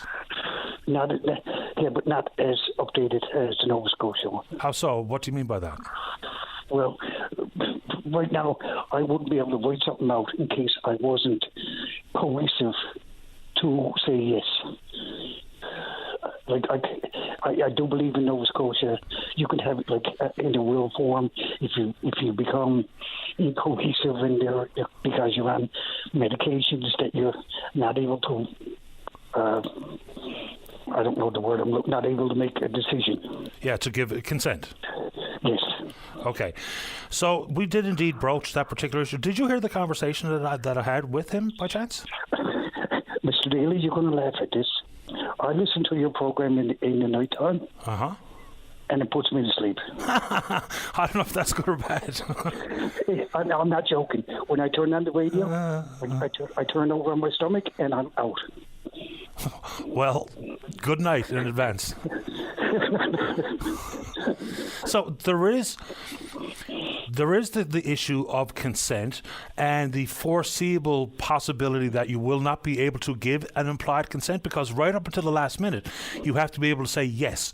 Do you want me to proceed? Now you can sign off on that. For instance, if you have some physical ailments and associated dementia, you can, while you're still able to, give consent and have it in written form, so that even upon the approval of your medical assistance in dying, that last utterance of yes needn't be part of it. So we did indeed broach that with the good doctor. I wasn't aware that there was any difference in any province for the process itself, because the process seems pretty definitive. If you look at the Government of Canada's website, if I look at other provincial governments' websites regarding this program, the reading that I've done showed a very consistent approach to it, and eligibility and other moving parts and the questions being asked. So I'm surprised there's a difference in Nova Scotia, to be honest, Walter. No, I could be wrong, but that's the opinion that I got, because I probably will be using the service, right? Why do you say that? Because I have a disease that is going to take my life. Have you had this conversation initially with your doctor? I don't have a family doctor. And I'm on that wait list now 3 years. 3 years on Patient Connect? Yeah. that's an excruciatingly long wait. So that's the first step in the process, period, isn't it? Is because you'll have that conversation with your family doctor, and then, of course, there's teams that, evaluate your circumstances. So whatever type of disease you have, and I'm sorry to hear that, whatever the specialist is in that realm who would be looking after you or have given you this diagnosis, they'll be part of the conversation. And so there's a lot to this before people are given this opportunity or option.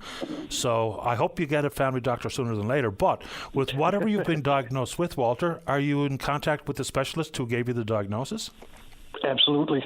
Well, then they'll be able to start the conversation with you. So next time you have your checkup, or whatever the right phrase is, if that's something you choose to do, and that's completely up to you and your doctor, that specialist will be able to help you initiate the process. Okay. I'm not holding my I'm not holding my breath about getting a family doctor, because 3 years is way too long as it is. Right? I agree 100%.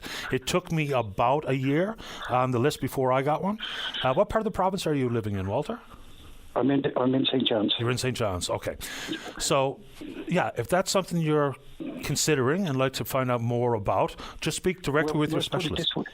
Let's put it this way: if I had a family doctor and I had got this diagnosis earlier on, it may not have been the same, right? And I unfortunately have lived experience with that inside my own family, so I completely understand that comment. Walter, I appreciate... I'm not blaming anybody. I know the doctors are busy. I know we don't have enough doctors, but at least let's bring in some nurse practitioners, like that. I don't have to pay $65 to go see every time I want to talk to somebody. I need to see somebody. I understand that as well. And so, how are you today? Oh, I'm not like I have my good days. I have my bad days. I still work, right? What do you do for a living? I'd rather not say, but okay, you don't have to. I was just curious, just purpose of conversation. I appreciate you making time for the show, Walter, and you're welcome to come back on to discuss this or anything else under the sun. And so, initiate that conversation with your specialist, and let me know where your head is sometime in the near future. Well, if it isn't made, it could be number of different ways, and that's the truth. I appreciate your time, sir. You're welcome back on the show at your convenience. And I thank you for taking my call, Patrick. Anytime, Walter. Take care. Bye. All right, bye-bye. David, will I take a break or take the restaurant call? Break time it is. Don't go away. Welcome back to the show. Let's go to line number 4. Daryl, you're on the air. Oh, hi, Patty. How you doing today? Doing okay, you? Oh, I'm doing good. Thanks. We're getting a lot of snow here in Gander. Don't be talking. It's nonstop. Yeah, I got a son living out there. Oh, really? Okay. Wow, that's all good then. Yep. Patty, what I'm calling about today, as we know, small business is the drive to our economy, and a lot of small businesses are suffering since, high interest rates and so forth. But I like to mention, I was talking to a small business owner recently, been in business 20 years plus, and he said this is the first time in the history that he got to lay off, and he don't know where his business is going to. It's been really, really slow. It's the worst he's seen it since he's been in business 20 plus years. And this is a sad story. We got many of those sad stories, as you've heard, about small business. I think Tony Wakeham alluded to some figures there yesterday. I cut the tail end of the conversation. But it is very staggering, and we don't look after the small business. Small businesses drive to the economy. We're in for catastrophic times. And I was watching a show there recently, 30 Minutes to Wealth, and they had Robert Kiyosaki, Rich Dad, Poor Dad. And I watched that episode, and, he made a lot of sense, and he said the governments got it all wrong. The up in interest rates, tried to curb inflation, whatever. He says this is no good, it's not working, and to get everything going, jumpstart it and get it going right again, the interest rates got to go right back down low to where they were, because if not, I had that testimonial the other day, and I'm sure if you've heard many other stories and so forth. I mean, we keep going and going and going, and as we've seen, big layoffs with companies as well, so forth. I mean, we're heading down the wrong path, and I think we're going to have to change course. As a matter of fact, Robert Kiyosaki mentioned about the Federal Reserve, Jerome Powell, and he mentioned people they got to go because they're not getting it right, and they're, if anything, they're crippling the economy, doing more harm than good. And this 30 Minutes to Wealth, this is a Canadian show, actually. It's too bad you couldn't get someone like that on your show. It's very interesting, what these people got to say and their take on it. And it makes sense in their outlook towards the economy in general. Yeah, I mean, sometimes it's hard to get people like that to accept these invitations, but I'm happy enough to give it a shot. Yeah, he really caught my attention. I watched the show, and boy, do he ever make sense. And this Canadian show, this is out of Mississauga, 30 Minutes to Wealth. You can Google it, and maybe you might be able to get that episode with him on there. They have different podcasts. But boy, I'm going to tell you, it's very interesting. If anyone in your listening audience is worthwhile listening to this man and what he had to say, and even though he's American and so forth, but if you get him on your show, it'd be very interesting. We'll see what we can do. I'll have a Google for it. I've never seen it before. Oh yeah, just 30 Minutes to Wealth, and just Google it. And I record the shows anyhow, and he was on one of the episodes. I'm not sure, but man, it was very, very. You would find it very intriguing, and his outlook and what needs to be done to get things jump started again. So I'll have a look for it when I get a chance.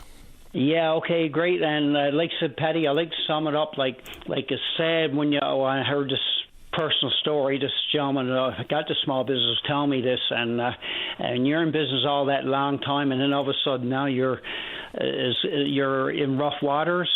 There's something wrong with the whole picture, and we got to turn things around for the better. We got to start looking at things in a different format, rather than the same old, do the same thing, try to curb the inflation and up and rate. There's got to be different innovative ways to do things now. But if you're going to try to curb inflation, and like gas has gone up again, everything's still going up and up. I don't know where it's going to go to, but I mean we gotta. I think we're going to have to look at things in a different way, and we're going to have to change the course of things. If not, I mean, we're going to be putting big people out of business. You're putting people on hard times for try to get inflation down, at what cost?